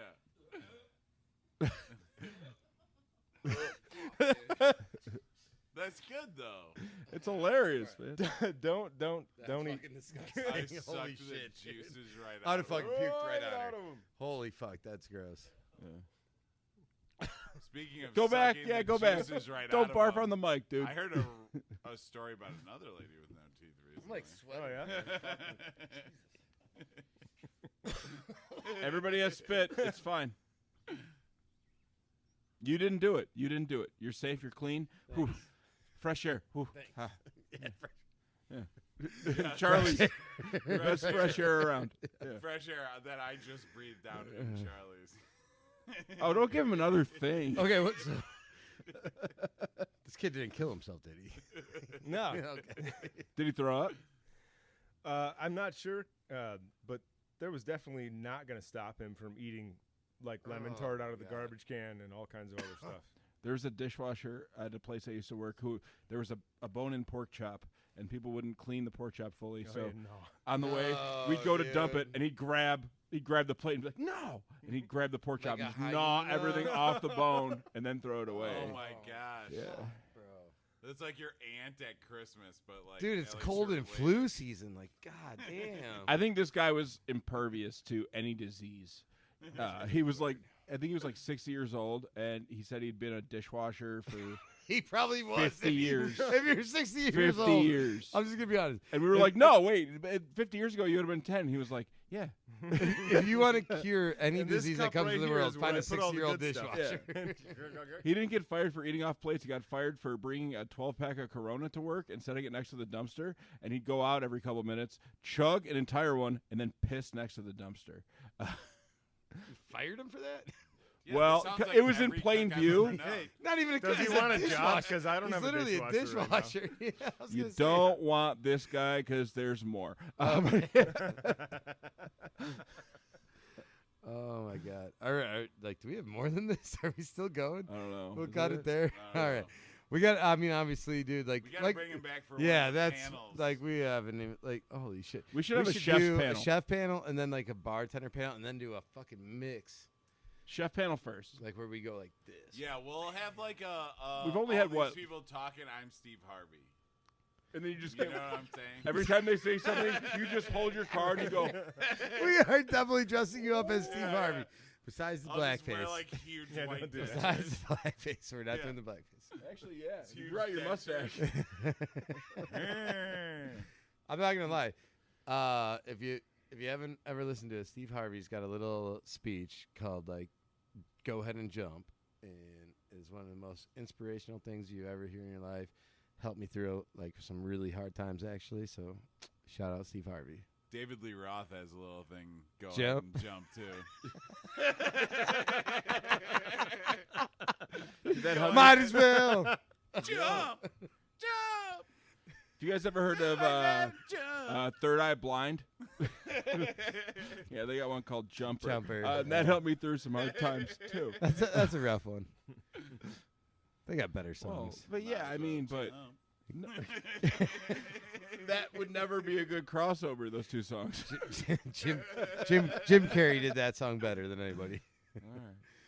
All right. Oh, shit. Okay. All right. Fucking let's call it here. Yeah. Boys Yeah. and girls. Eric, dude, again. Our guest, Eric Wiessner, chef down at Light the Lamp. Thank you very much for coming on, man. No problem. I know it's been a minute. Jay, thank you for hooking this up. We've been trying to do this for a little bit. This episode's gonna be a legend. It's going to be pretty good. If you feel like you got the story that everyone needs to hear and you work in the service industry, hit us up at 4shotspodcast@gmail.com. That's the number 4, SHOTS podcast@gmail.com. Follow us on, what are we on? Instagram, Spotify. Instagram, Spotify, YouTube. and YouTube. Yeah. Hit us up on the YouTubes, Yeah. on the tubes of you. You know, go ahead and, hey, we crossed 100. We got 103. I think someone else. And you know what's crazy? I One think of them like was me. I think, well, I'm I had not subscribed. It doesn't this matter. That's entire like time. 4 You classes piece of full of shit. kindergartners. I Could think you I make was 4 one of- kindergartners I'm not gonna pay lie. attention? I No. think like 25 of them are Uber drivers that I make do it. I'm like I just drive You around. make them do it? Yeah, fuck yeah. At this Like, point, no, you pull your just- phone out. I'm not getting out of the car. I'm kind of like pull your phone out. Let me see. No, hit that. Yeah. At first he was Notifications. like, Of hey, course. you want to listen to our podcast? And now he gets in here where he's like, give me your fucking phone.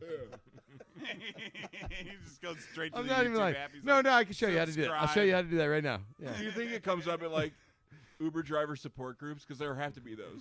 I'm not gonna lie. Like my last 5 you Uber have the- drivers are the guys like who- 5 subscribers. I'm gonna Yeah. be honest. They're like, have you Well, been one of the last 5 victimized was in me. Gray's Lake on a Monday? I guarantee That could be me too. I'll get you at least 1.5 subscribers tonight, and that's my ride home. Good average. But yeah, Instagram, YouTube, fucking Spotify. Hit us up, like, comment, share, subscribe, do all that stupid I think shit. we're on Pinterest. Too. Pinterest. Find us at your local bowling alley. We're just doing cool Etsy. shit, doing bad Etsy, shit. Yeah. Etsy, yeah. And I think that's it. End of this episode of the 1, 2. Or I'm fucking it. I'm drunk. 1, 2, 3. 4 Four Shots Shots Podcast. Podcast. yeah. Cheers. 1.5 bottle of Oh my Jameson's God, later. that's everywhere.